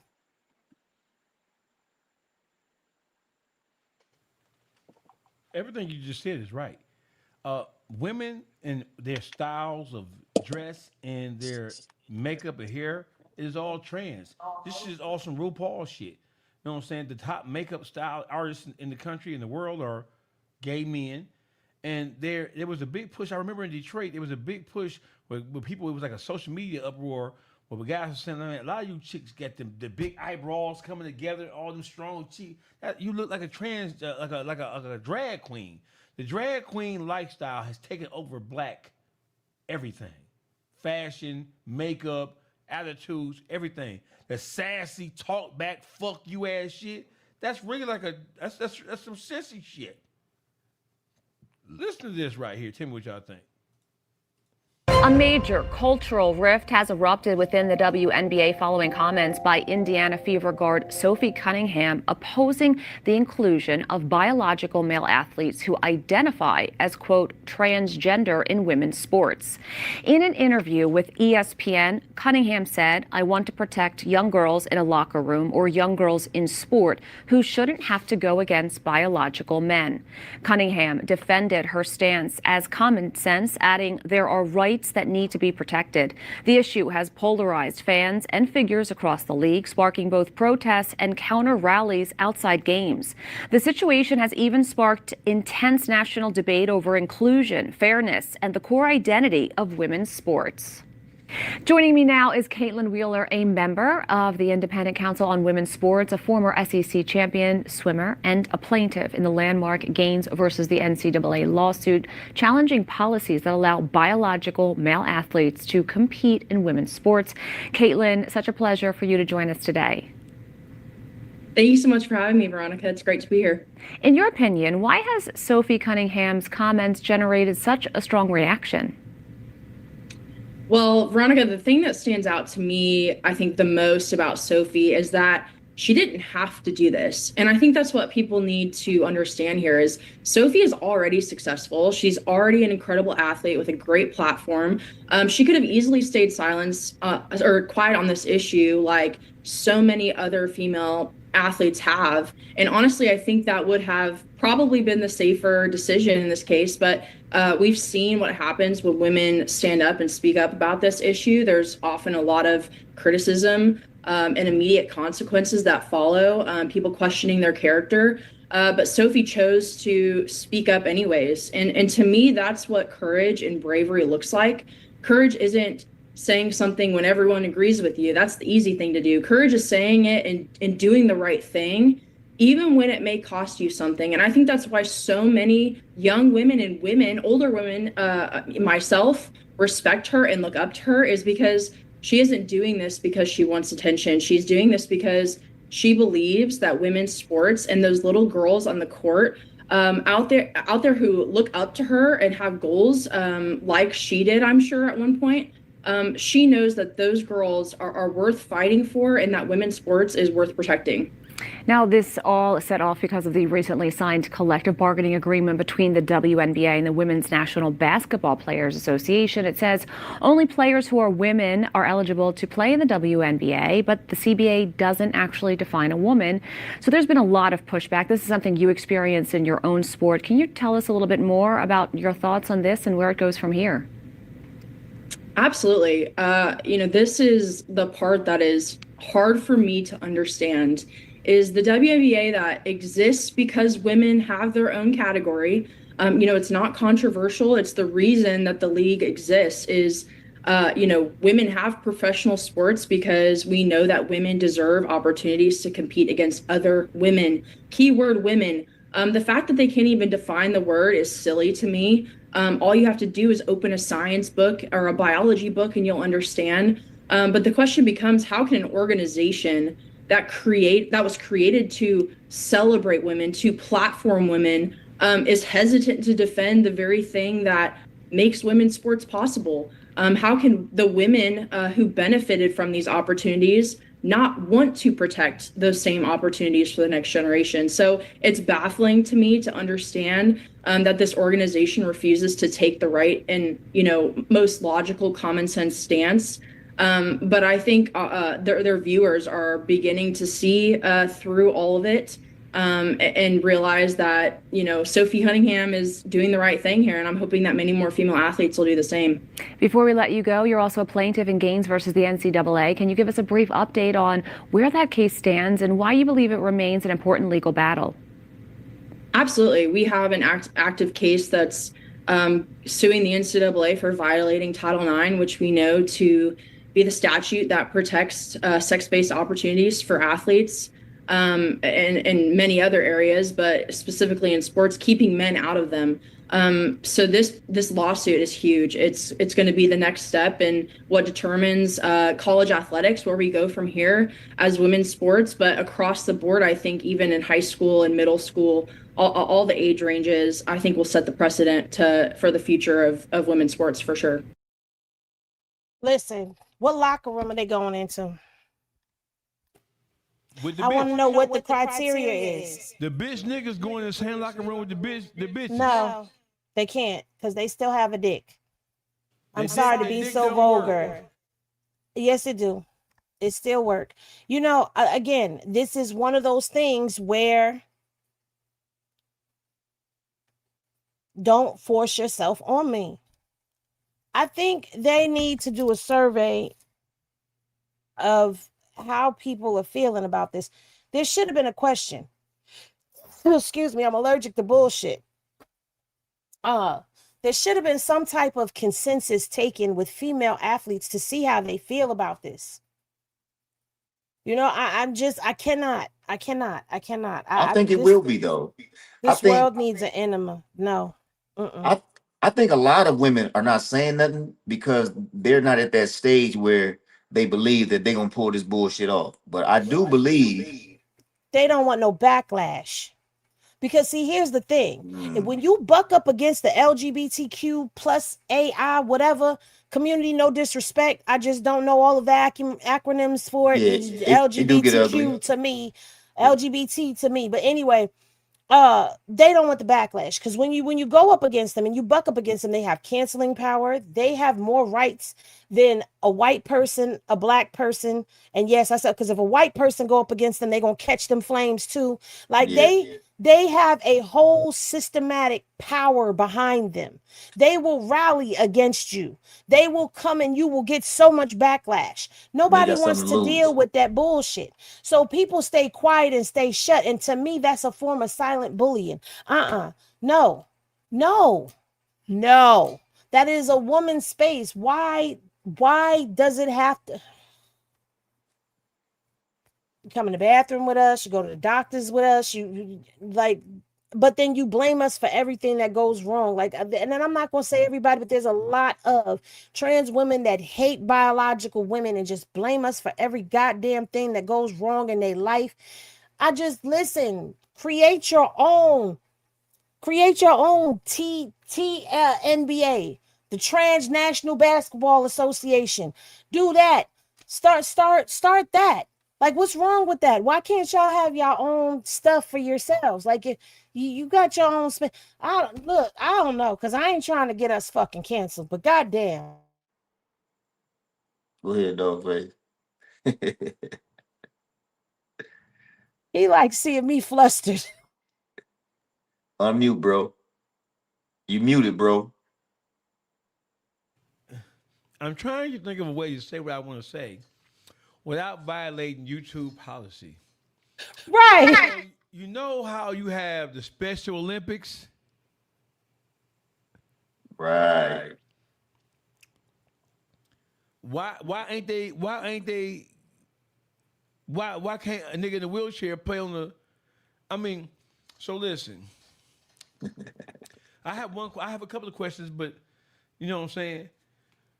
So are we now at the point where, so you know how you have black people in America, you have foundational black Americans? So foundational black Americans are Americans who were born and raised in this country and whose mothers and fathers were born and raised in this country. So we're different from Africans and people who migrate over foot, right? So are we now at the point where we are saying that you have women and then you have trans women, but they're equal? Are trans women, are men who identify? So it's one thing for you to be gay, okay? You're a woman, you like to eat a little pussy. Don't we all? Right, I get it. Right? You're a man, you want to put a dick in your head, that's on you, player. Catch a cold if you want to. Right? So here's what I'm saying. I'm a child, bro. Right? So listen, here's what I'm saying. So have we now come to the point to where we are saying that transgender men are equal to women? And as such, we correct have your terminology, dog.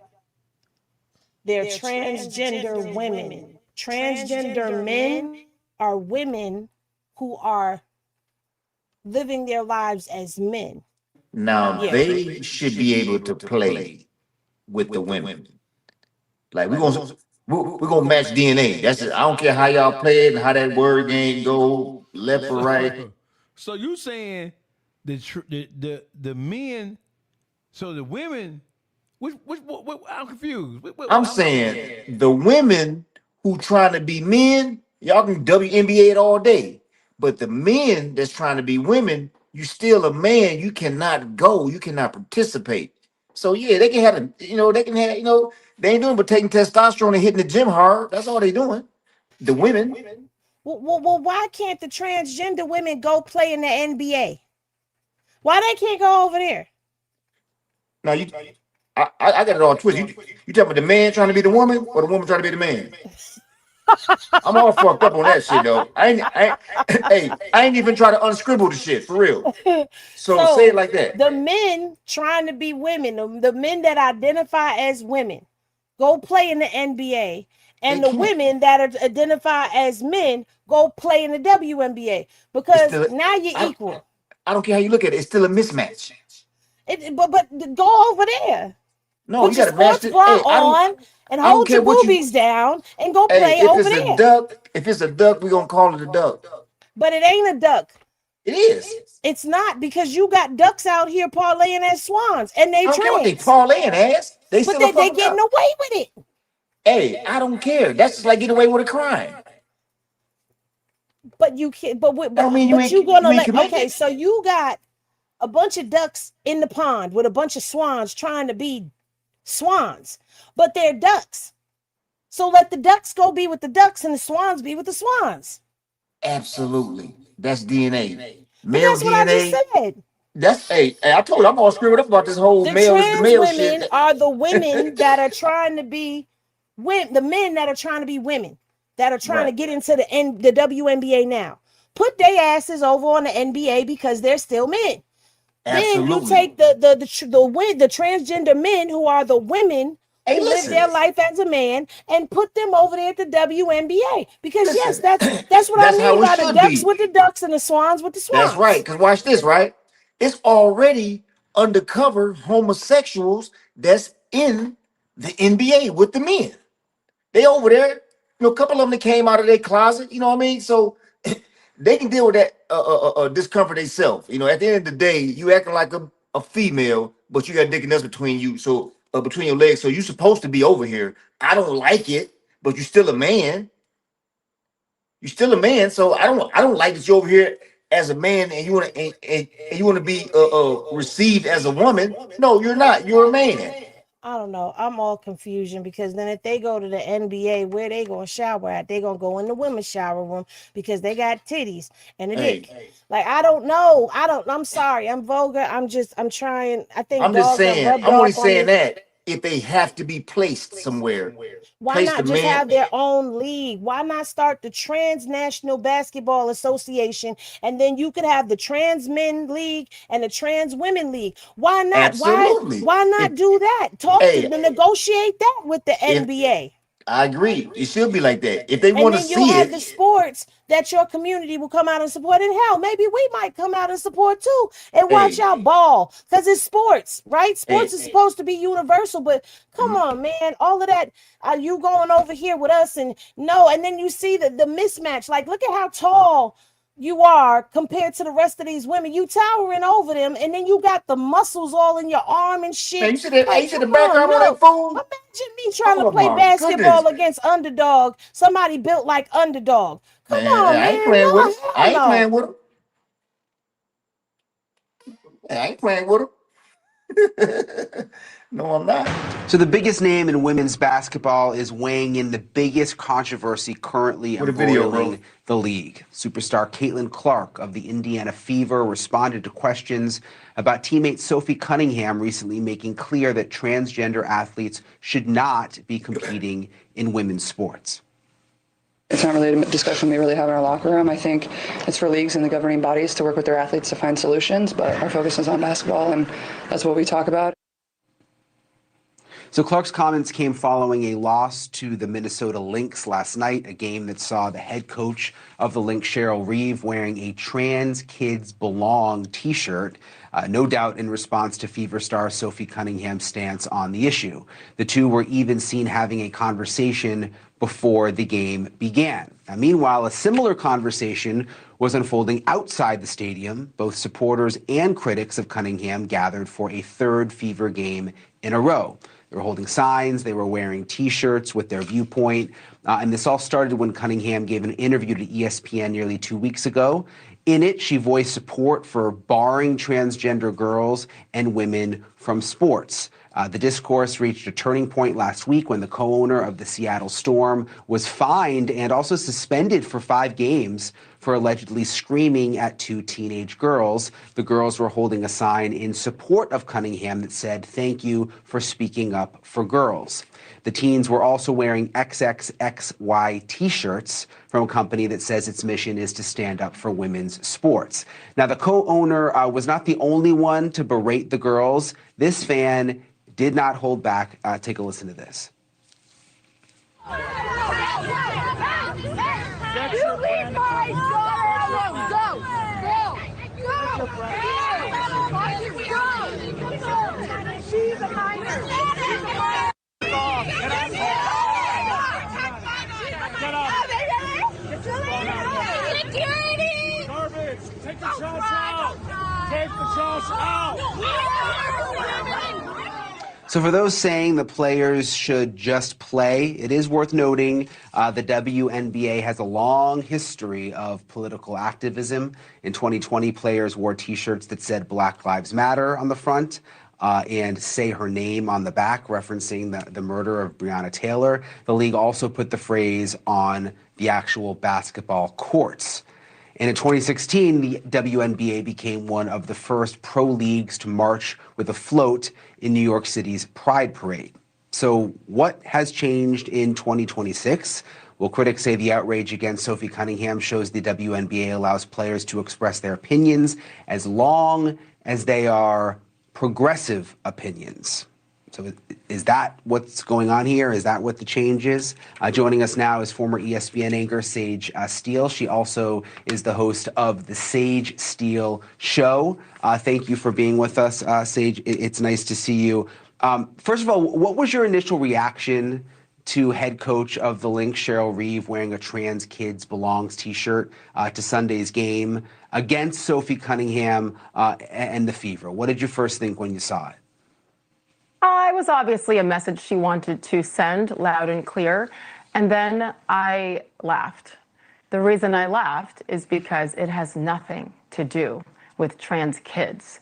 We are talking about men, grown men, saying that they're women who potentially, in the WNBA case, want to play in the WNBA. Right now, that hasn't happened yet, Brian. We're talking about how it is happening, though, throughout many other sports and many other levels. So we're trying to almost weaponize the word kid and children to, dig deep on the feelings of people instead of the facts, which are what? The science behind this, that men and women are different. And you can call yourself a woman, you can call yourself a cat, call yourself whatever you want, but the facts are what?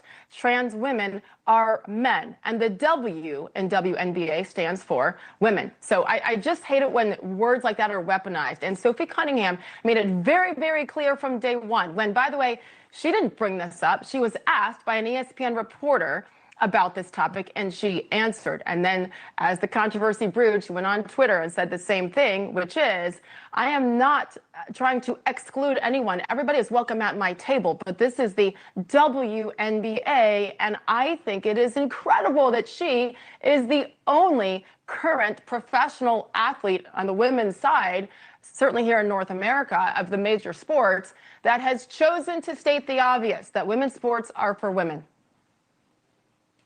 Do you think others are just scared? I mean, look what happened to Yes. her. I mean, why get involved when you're going to face this kind of backlash publicly?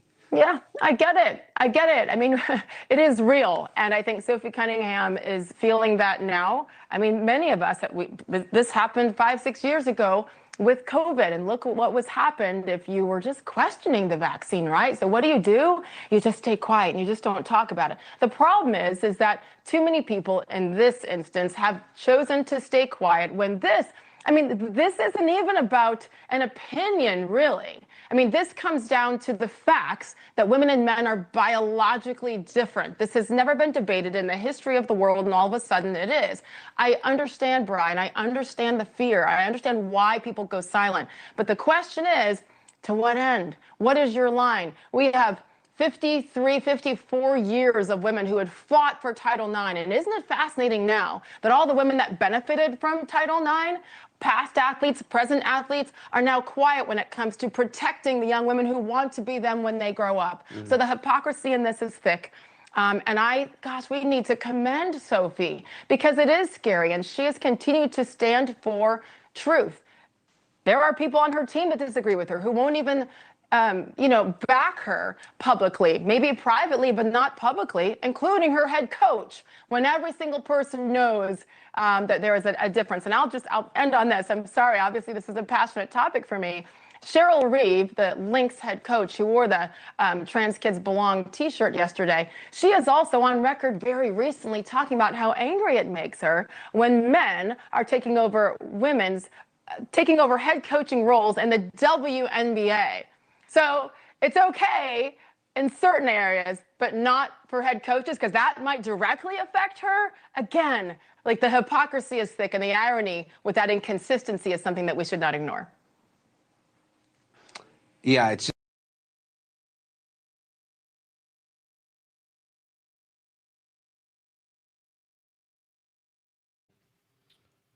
Man, I like what she said. She said a mouthful. She basically said everything that we said uh uh on on live on camera. Like she basically said everything that we just said, you know. A man is a man, and they shouldn't be over there, you know. I agree with that. It's So my simple to me, question man. is, Like my question is, so the LGBTQ's agenda, as it specifically relates to trans men who identify themselves as women. So let me ask you a question, Henny. In order to identify yourself as a trans man, do you have to have your dick and balls cut off, or can you just say I'm a woman? To be a trans woman, all they've got to do is appear as a woman. A lot of them go and get their breasts done. Some of them will go get their body done. They dress as female. They live their life as female. Nothing about them says male. Everything is female with them. but ain't They that could still have their But my male question bits. is, do you or have to do all that? yeah, you have to dress it to up be though. considered accepted as a Yes. trans woman? Yes. You have to do all that. That's identifying as a trans woman. Yes.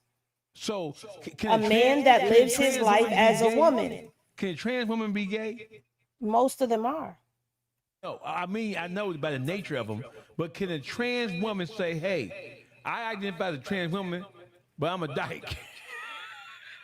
I like. Well, there's very few that do that, but yeah, there's some women. There's fag hags and drag hags, Hey, and this is that's too what they much for call me. the females that do This that. is too much. You know what? I look at it Look, also this is too like stupid.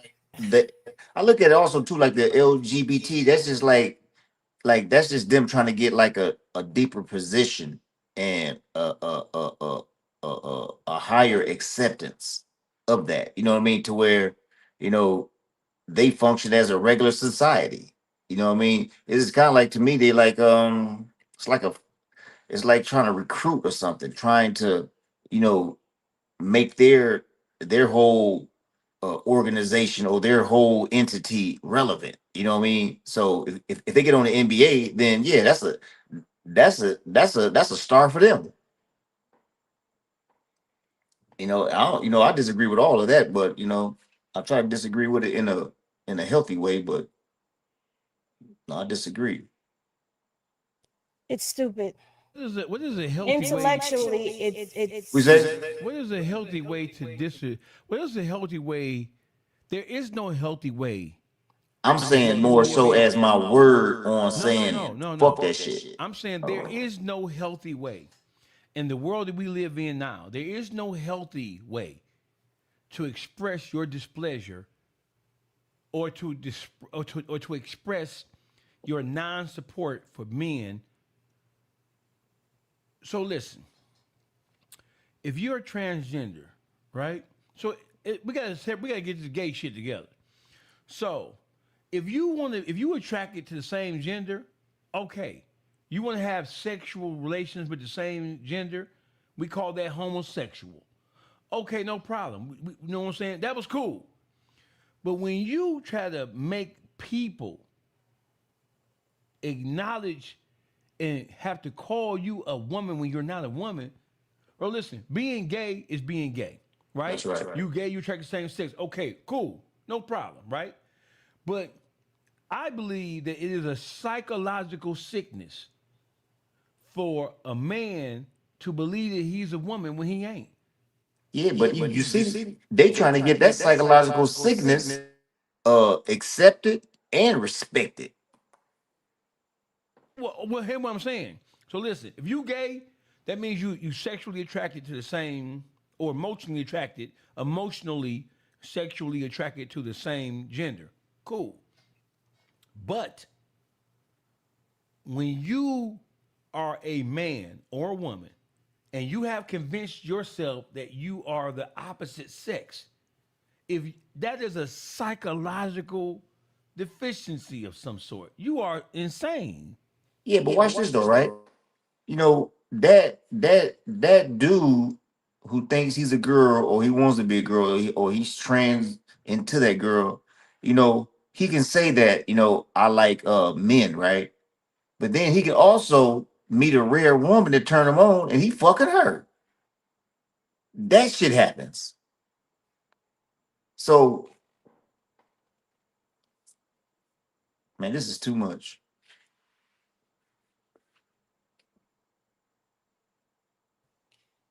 This is dumb.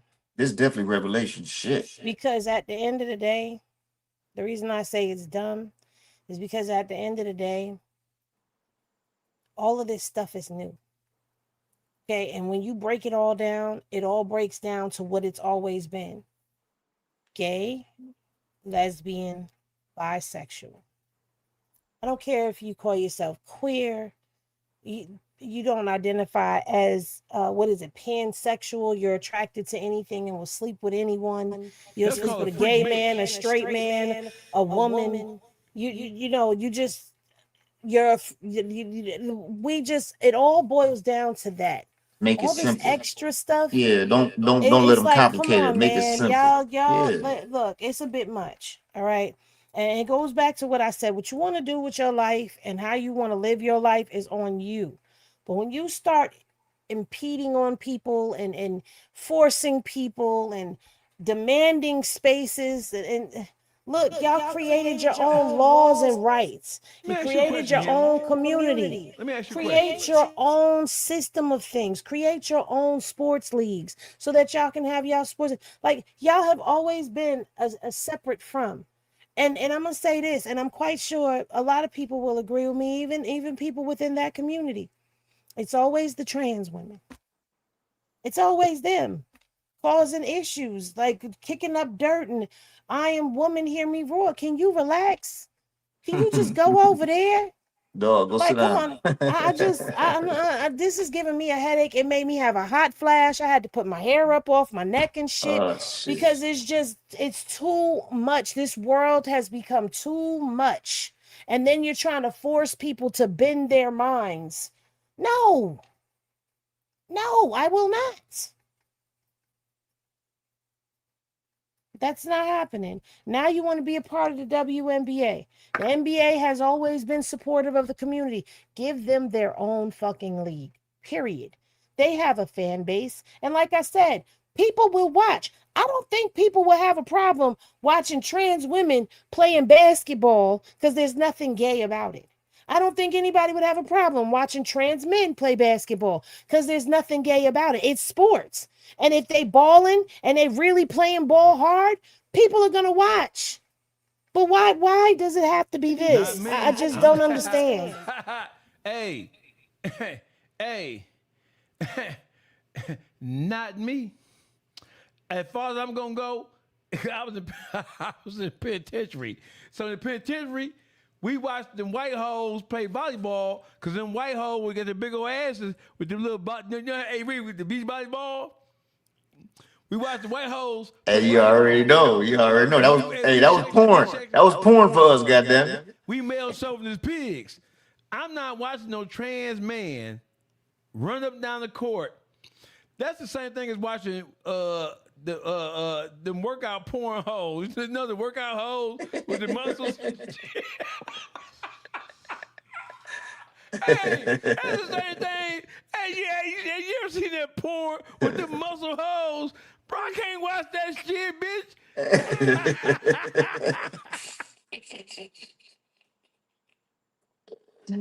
Hey, man, somebody love that shit, though. I'm telling you, somebody love that shit.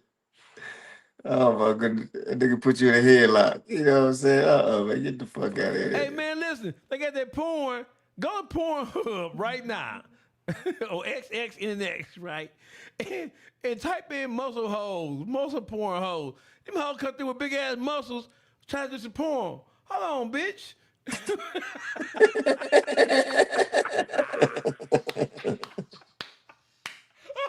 Hey, hold on, strong ass bitch. Hey, bitch.